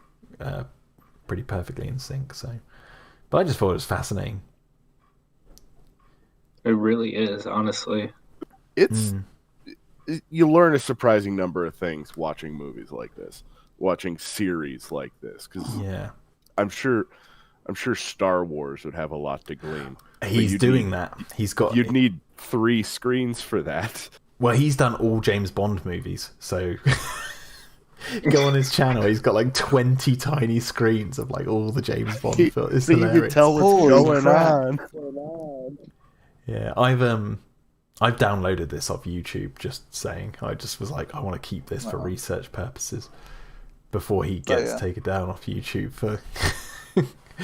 Fallen Kingdom is 1 minute longer than Lost World. Oh, what, is that including the credits? Because I was going off of like when they start their credits. Because according to this, it's 2 hours and 10 minutes for Fallen Kingdom. Yeah, look. And like Lost World's runtime. Here you go, in the watch together. 2 hours and 9 minutes. It says directed by J. Bayona as Hammond's still looking at his cane. And Sarah's about to train the T-Rex. So maybe the timing's wrong, because I know like when we did the commentaries, you know, people's DVDs and stuff are out of sync and stuff. So I don't know if that has any effect on this, but I've watched it. I was like, they all seem to be like the right pace. I don't see one being slow or too fast or anything. They all seem to be doing what they're doing. Yeah, that's weird.